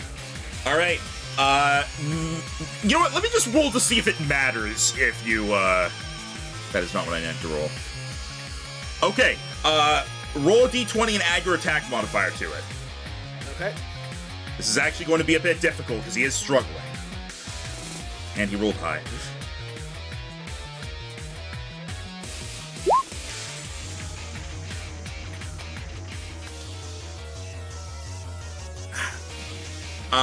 You are barely not able to grab it because he got a 20. Not a nat 20, but... Hey, buddy, think I figured that'd be more disadvantage to him, considering, you know, he's in the middle of the air, trying not to fall off as well. That's fair. Hang on. Like, that is fair. So hang on. It is still 20. Damn. All right. So you're here now. I will say, like, all this considered, you guys are in a pretty good situation. You have 2 Pokemon and Cade on the guy who has the thing. So I have a plan. all right. Because also, by the way, Rhino, yes, I do agree with what's happening here. Also, but yeah, you can pretty much just, he pretty much just like glaring up at the scientist, freaking just keeping an eye for the thing. Like he pretty much has his eyes straight on it, just focusing to be able to try and catch it once he goes off it. All right. And King would be saying, I wouldn't be struggling if I were you, Megan. Well, we want you to stop. We wouldn't want to drop you. We're only 15 feet in the air. I'm not against dropping him. Travis just yells might at be. him. You're not involved in this. I'm feeling pretty involved. Actually, get him up real high. Show him the view we had of the Alcremie. Oh. All right. I mean, intimidation. Hold on. Easy. Kingler is going to go for a crab hammer on Titan. Because just to make something clear, when they use the thing, it fully heals PP as well. It is a completely full heal. So that is why these guys will run out of moves. Yeah. No, it healed PP. Yeah. That's the idea. That's how the fight goes on forever, potentially. If you guys were Question. What? With him stumbling all over it, would he have made sure to be able to accidentally not spray it and have gotten Apollo? You're asking a lot of questions. He's got his hand off the nozzle. Okay. I just figured I'd check. You never know. It's fair to ask. It's fair to ask. All right. That is a 23 physical to hit Titan. Hits. So that is. He'll probably go down next hit. 22 damage.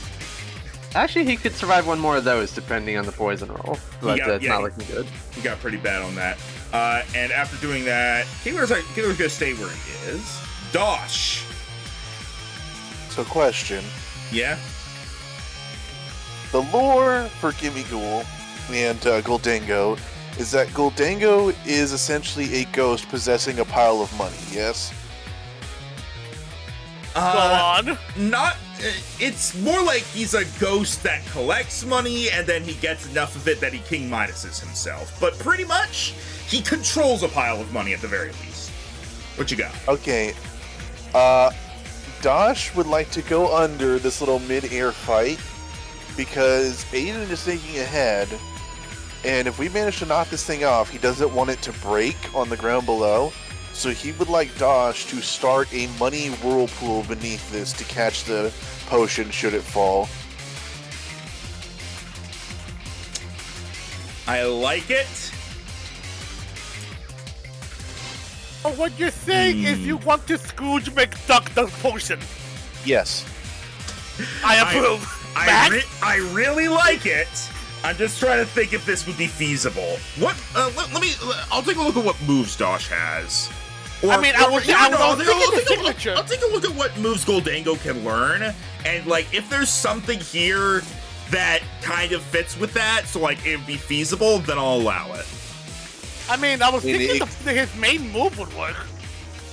Yeah, maybe if I aimed like Make It Rain down at the ground or something. Well, the idea with Make It Rain is that you're shooting the money out. You're not really whirling it, but fair. Let's see. I was thinking something like combined with his little movement he does. You know what? He can learn Sandstorm, so I'm going to allow it. I'm going to allow an attempt at the very least. I'm going to say he starts doing it, and basically he will have a chance to catch it if it drops. Okay. All right. God, everyone is just over here now. Dosh is just doing like laps underneath this. 6 idiots battle for the last bottle of Lysol. Also, as a note, the Kingler is the yellow guy's Pokemon. He is no longer using strategy because he is just fighting on his own because the yellow guy is not giving commands. Fair. Right. Whereas the blue guy is confused, so we'll see what commands he gives. Yeah, Kaparaja. Paparaja, use helping hand. Huh? Generally, Pokemon are smart enough where if their trainer says something stupid, they'll just ignore them and do something that makes sense. Kaparaja, use explosion!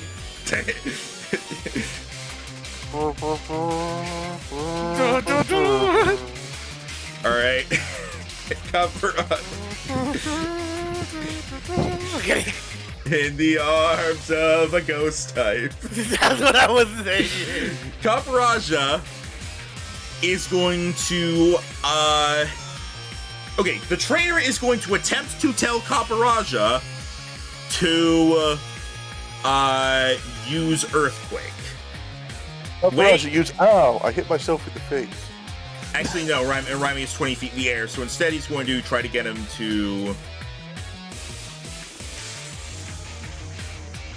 Probably Well, so. he would hit 2 of my guys with that, but he'd also hit his friend. And his trainer. He's going to try to get him to use Iron Head on Titan, is what he's going to try to get to happen. Okay. So now, let's see. Iron Head! Use Golurk on Kaparaja! Huh? Kaparaja looks over at him like he's an idiot. And... is gonna try to grab Raimi because he sees Raimi flying over him. So he's essentially gonna try to Iron Head Raimi. Barely reach.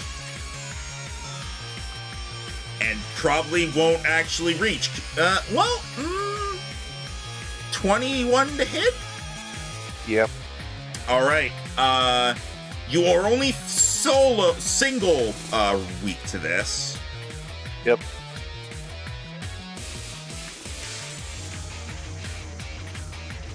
That is 24 damage to Raimi. Okay.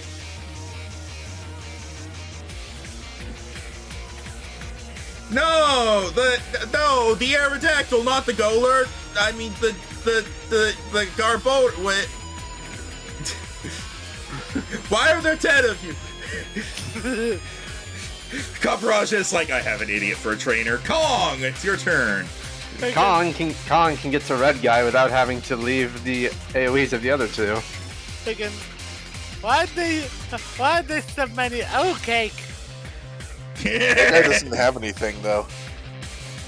Well, he's there. You can still beat him up. I'll go easy. He looks down and is like, Roland has it. I'll go easy on him. Shadow Punch. I'll go easy on him with almost 30 damage. Easy, he says. Oof.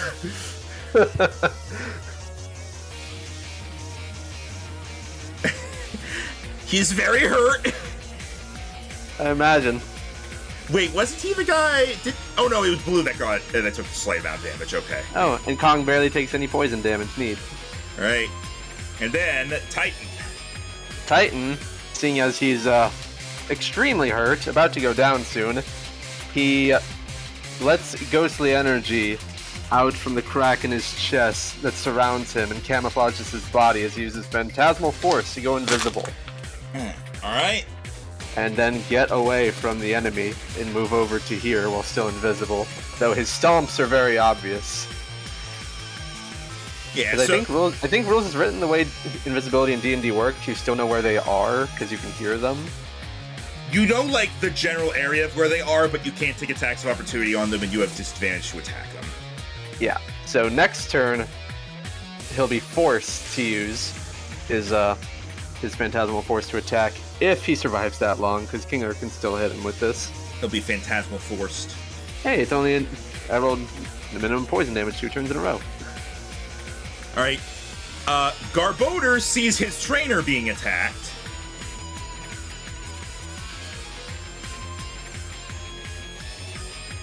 Yeah, Garbodor belongs to red.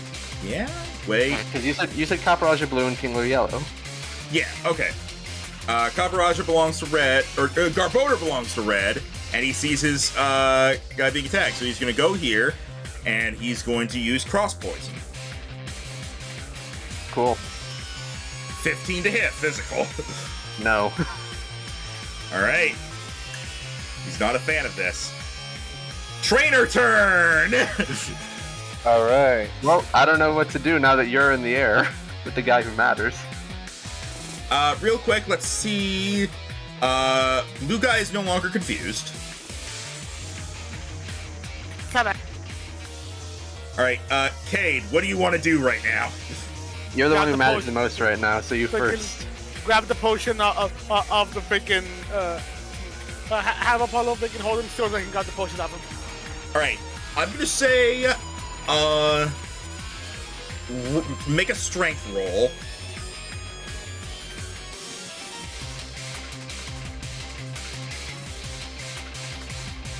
And that's against... Alright, you're able to grab the potion, he is still holding on to it. I'll say... It's because you forget. Ah! Well, Thank you, Yuka! well, if that's Well. the case... Try again. Let's see if this reroll matters. Better. That's enough. You grab it out of his hands Yes. as you have swiped it from him.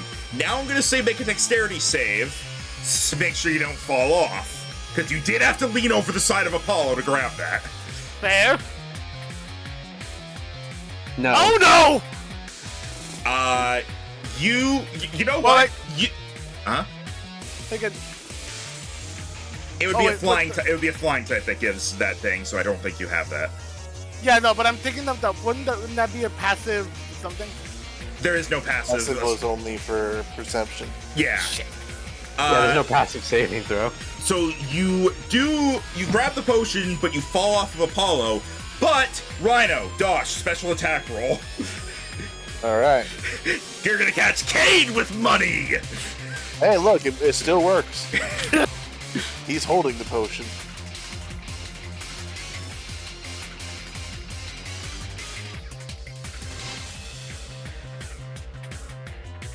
Nat Wow. 20. Finally. Cade gets crit. No! As Dosh it makes a swirl of money stronger as he realizes that it's not just a potion coming down, but a human. And Cade is quickly stopped from actually hitting the ground, and then is stopped like 2 feet off the ground, and then you fall down the last 2 feet. So you're like so you end up fine.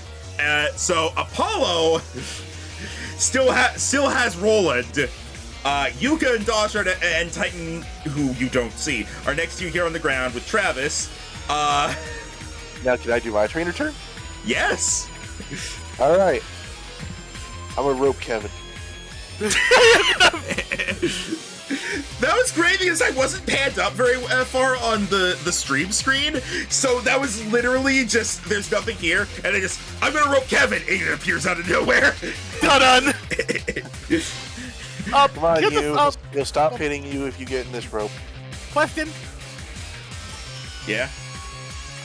I was able to use my action to catch the thing. Can I use a? Is there any chance there's a possible reaction to use it? No. I didn't think so. Travis just looks over to the red guy and he's like,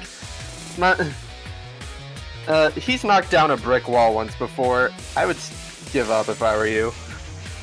Yeah, considering he just faced a punch head on that reduced him to 1 hit point, yeah, he's gonna let you tie him up.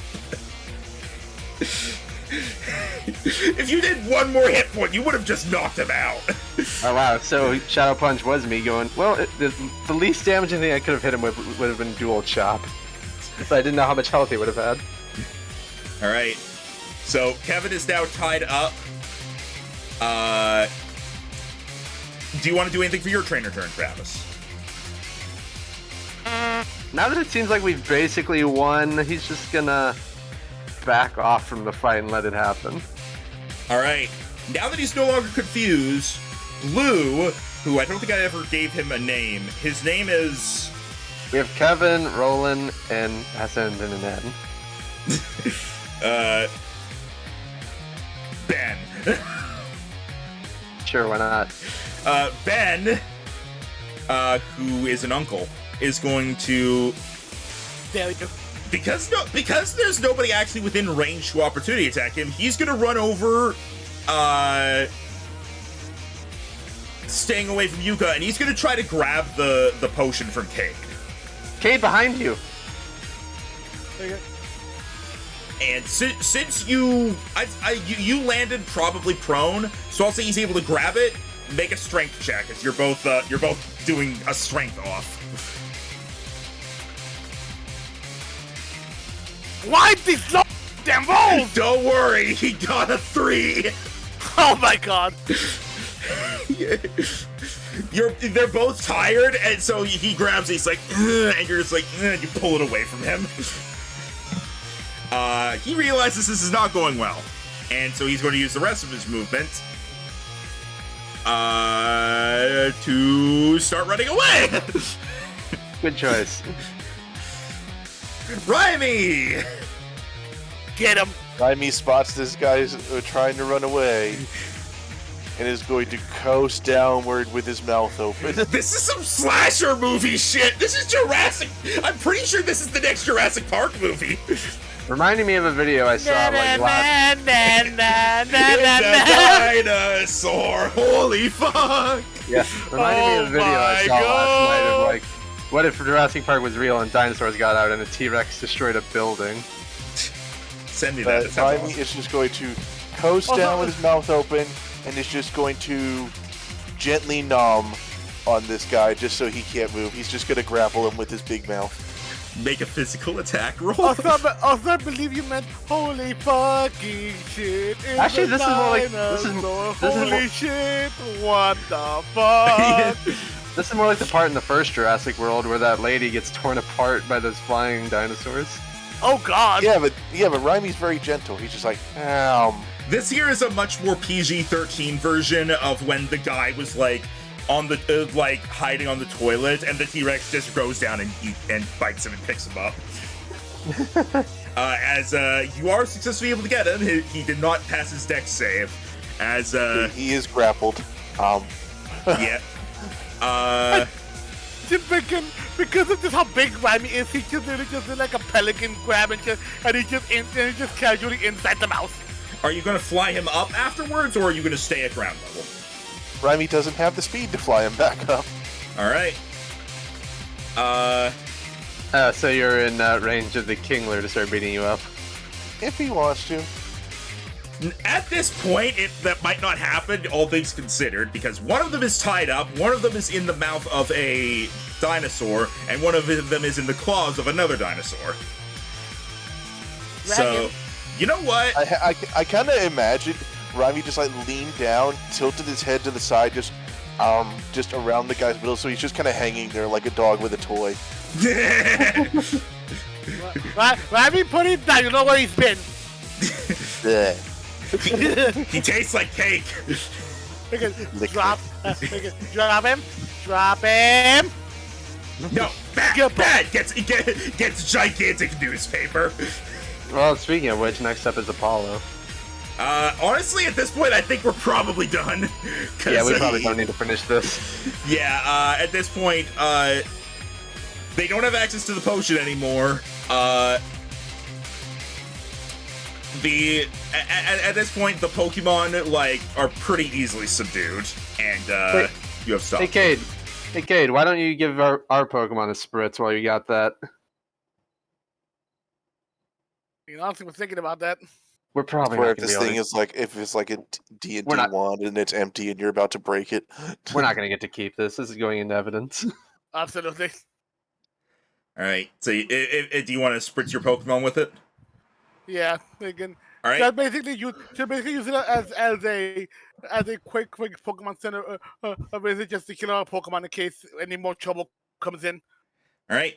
Then yeah, But then nearly you all get the all of the Pokemon that are currently out here get the at least for your Pokemon get the benefit of a long rest. No more purple. Yep. Let me get rid of the purples. I like how throughout the course of the entire fight, Kong ended the fight only missing 9 health, and Dosh, his substitute, never even got hit. Max, Yeah. can I quickly just for a bit replace either Yuko or Apollo just so I can give Vicken the heal to just so I can give the heal to freaking Shenron too because he's the only one that got knocked out. Yeah, you can give him a full yeah, you can give him the full restore as well.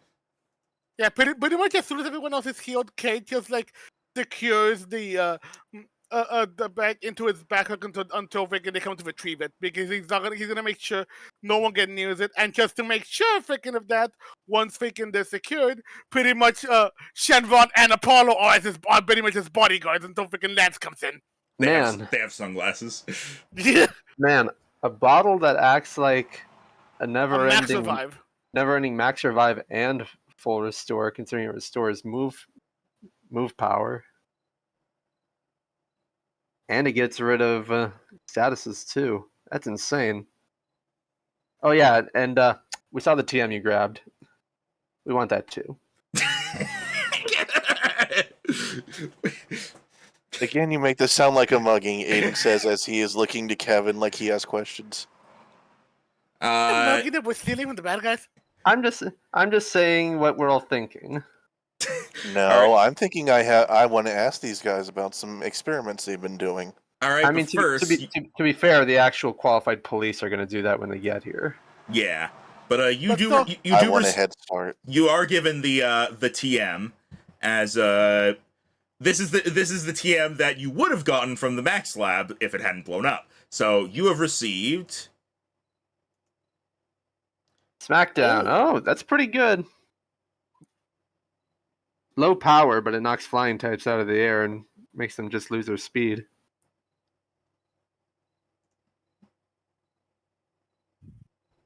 Pretty decent. Agreed. Might be especially good later on when we have to rebattle Hawk. All right. All right, let's wait for them to get here. All right. Man, tell me about your colleagues that were part of the project to make Pokemon talk. What?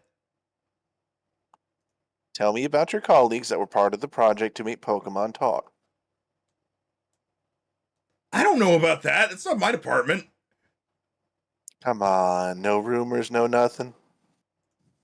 Well, if you don't know, if you're not going to tell us anything about that, what the heck is the Monitor Lab?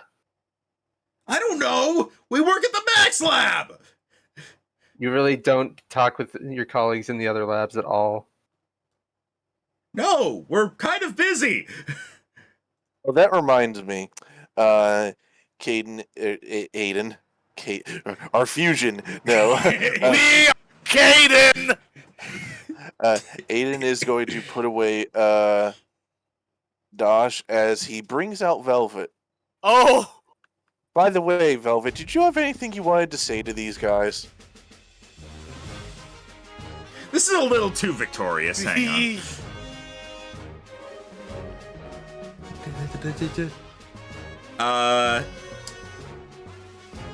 The Alcremie looks at them, and they look back at the Alcremie, and Velvet kind of moves closer towards Kevin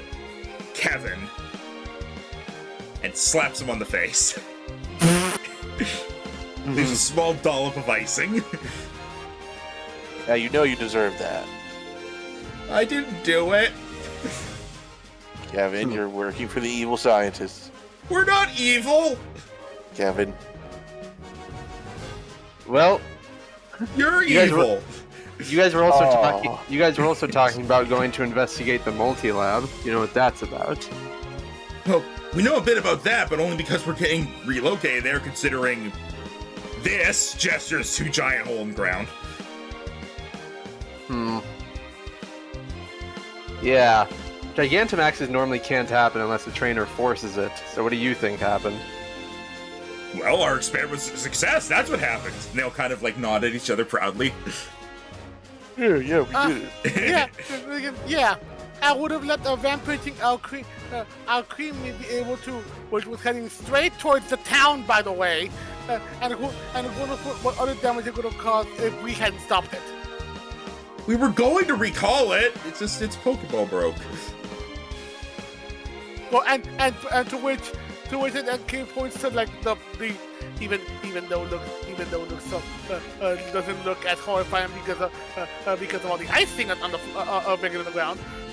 Point over to digital destruction, and you think after causing all of this that you guys are doing good around here?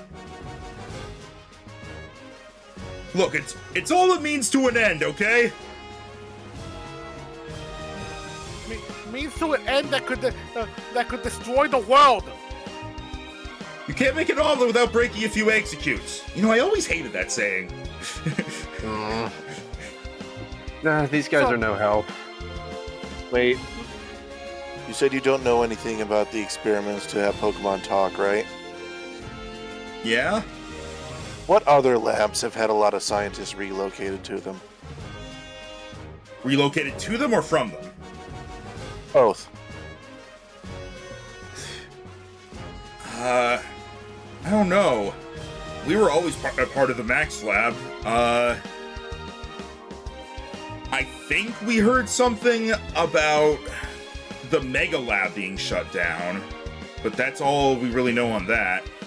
And I would assume that the multi-lab is where most people are being sent at this point. What does multi refer to? Well, that's classified. Good. You not know. It's classified. Do it goes. Can I roll a check to see if he's just hiding something, or does he just not know? Roll insight. Finally get to use this. 10, great. You can't really tell one way or the other. Okay, he's gonna try to go. Look, remember what we said about if you cooperate, things will go easy on you. Besides, would you rather cooperate with us, Bacon, and because he knows he's gonna be arriving soon, or would you rather have to deal with a champion? Cynthia's here? Oh, she's my favorite. Yeah! It's like, Cynthia's here? And then, like, Ben perks up. I'll take the champion if that's the case. Do it in that case, just that's going like, thinking, for God's sake. Uh-huh. Alright, they'll be here any minute.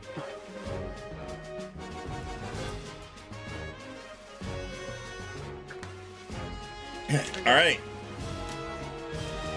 Yeah, Kate is still like gonna try to like coerce them to like, you know, like get off of good behavior, but Bacon, if nothing works, be it persuasion or intimidation wise, we'll just wait for Bacon. Lance and look to come. Alright, At least I feel like we're getting closer to the ones I need to talk to. do either persuasion or intimidation. Your choice. Let me see. If you don't have any bonuses, it's just charisma.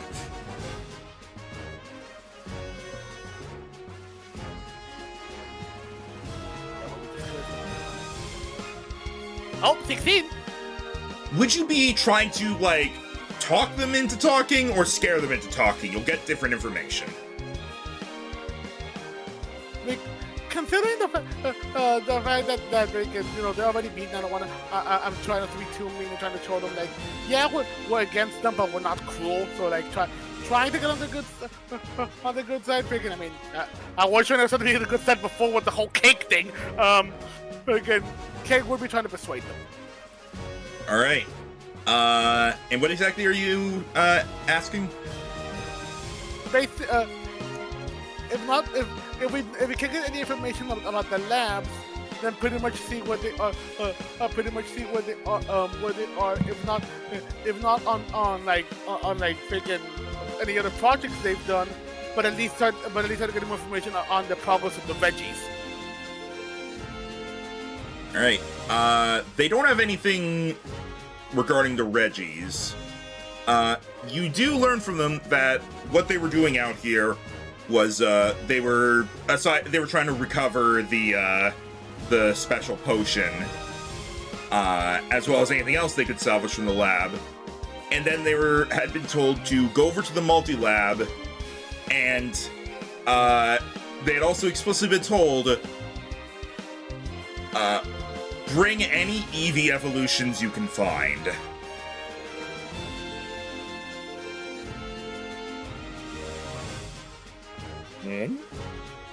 Wait, I think I just got what multi means, son of a bitch!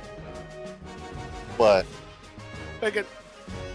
Like, Kate thinks about it, the beginning one goes like...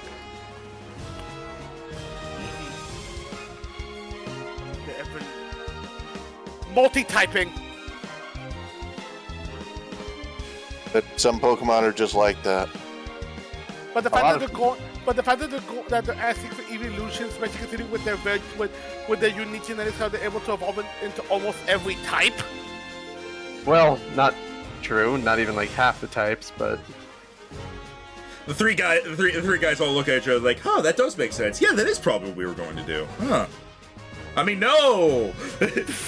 well, we'll figure it out eventually. There is one thing Kate would have also asked. Oh? Because he does remember that he talked about this. Like, and he would look at them dead in the eye when asking about this. What was it that you that those at the lab had recently acquired?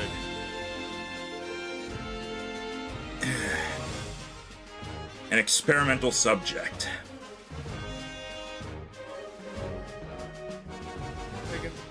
And what is that supposed to mean? All I know is that it was taken from Team Stay. Subject, huh? So it's probably a Pokemon?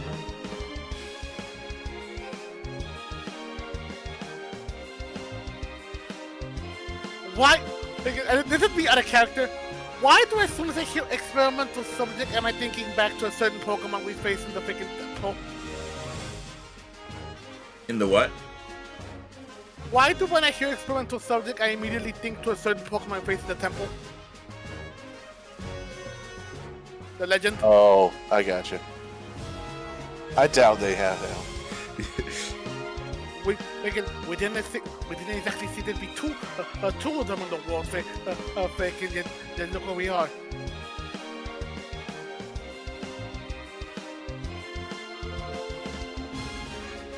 Alright. Are there any other questions before you wait for the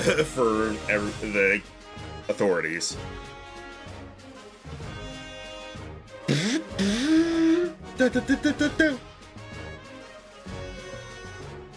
Having fun over there, Elephant?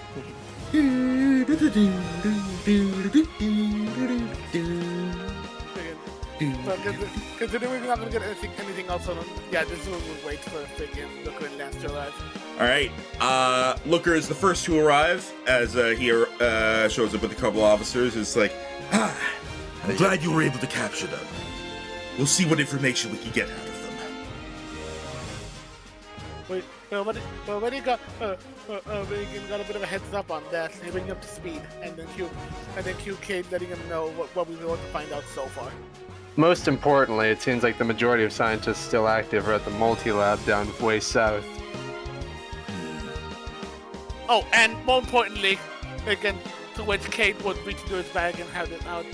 You might want to get this somewhere safe and make sure it stays as far away from any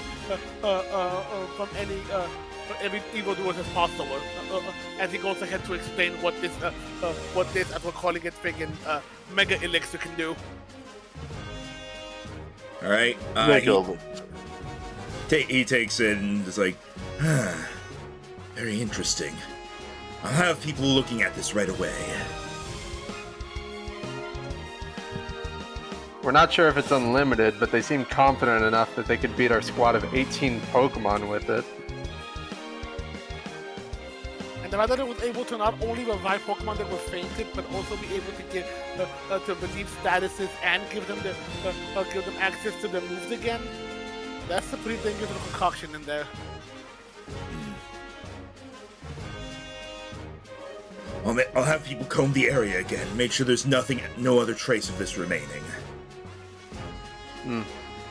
Just in case, I'd look out for any research notes as well. Considering the fact that they were able to, that they had that here, maybe whatever notes they had to create it might be in here too. Let's make sure none of those are around too. As far as we were able to gather, they don't know anything about the Monitor Lab, nor do they have any known way of reaching it.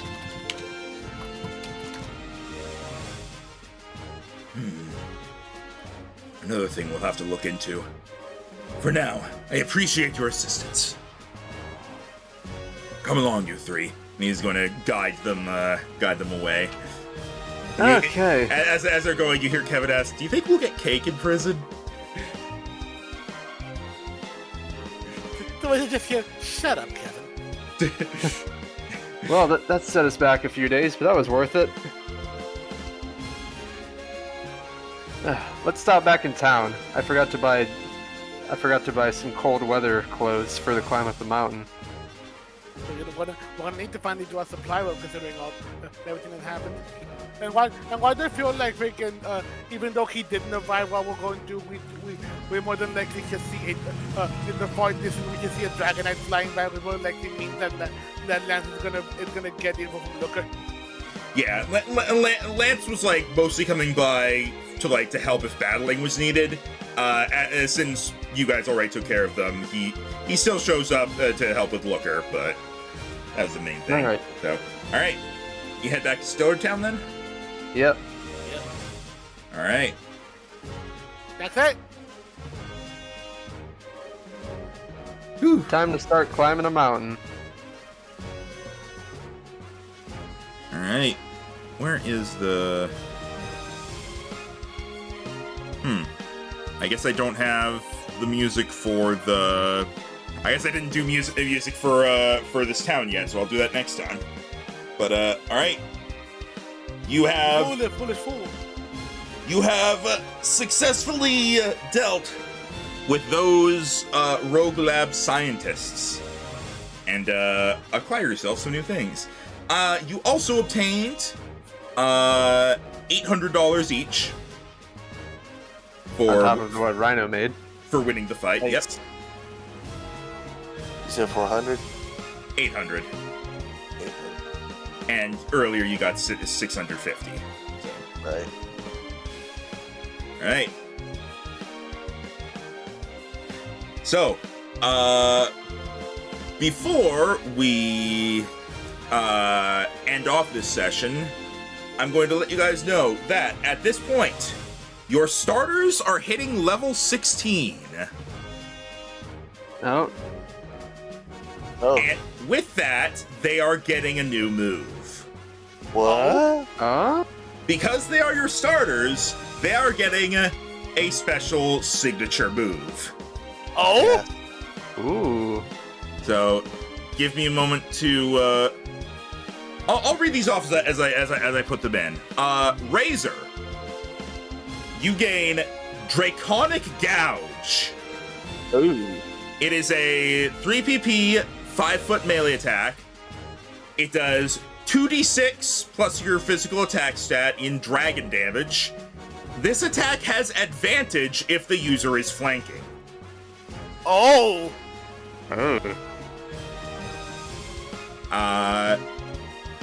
Aiden, yours is a special case in that your new signature move is actually replacing one because Primaria has one.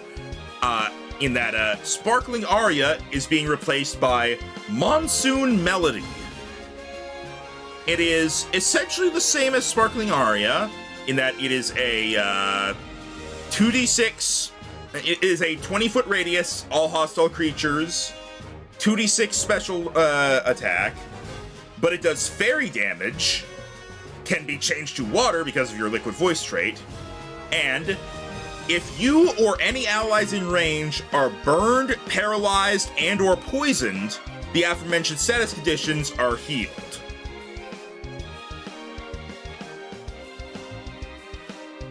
So it does more than just burn.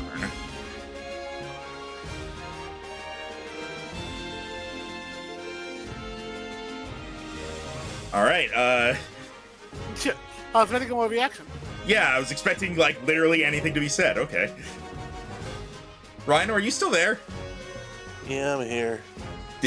Did you hear what I said?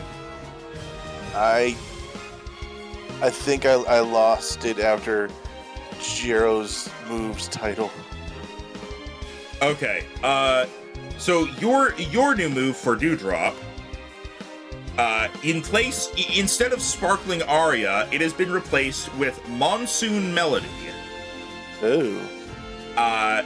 3 PP, 20-foot radius, all hostile creatures in range, 2d6 special damage, just like Sparkling Aria. But it does fairy damage at base, can be turned into water because of Liquid Voice.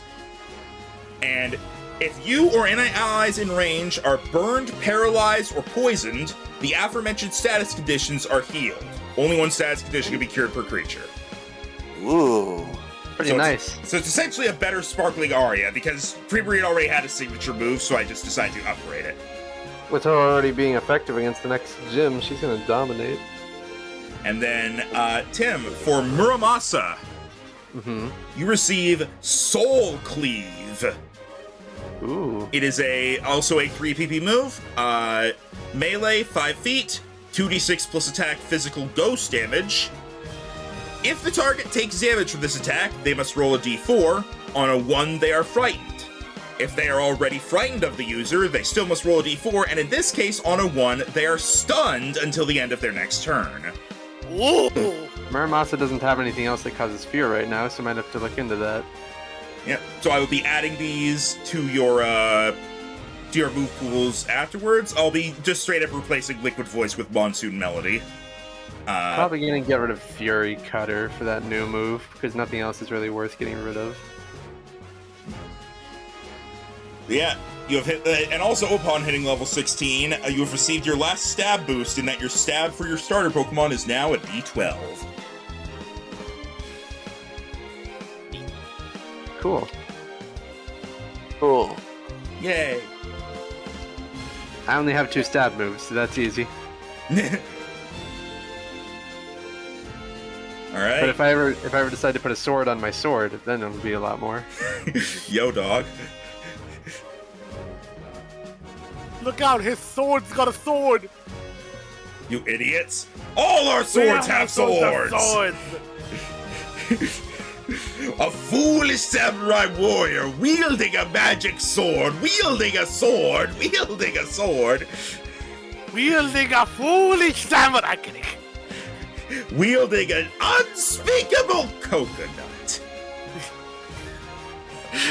I still love that video, and the comment I posted on it just saying, the DM, yeah, so guys, let me know if you have any ideas for magic items. That one player. That's great. Alright, so next time you're going to be climbing the Kamatola Trail to reach Kamatola City. Cool. Show you a preview of the music. Ooh, And just so you know, climbing the Kamatola Trail is going to be a week-long journey. makes sense. You guys We did 6 rolls each, which leaves a day. Yeah, We did 6 rolls altogether, which leaves a day. yeah, the last day is a predetermined event. Makes sense? So, Usually big events happen on mountains in Pokemon games, so we'll see. you're gonna get up there and it's freaking Giratina. We already beat it once.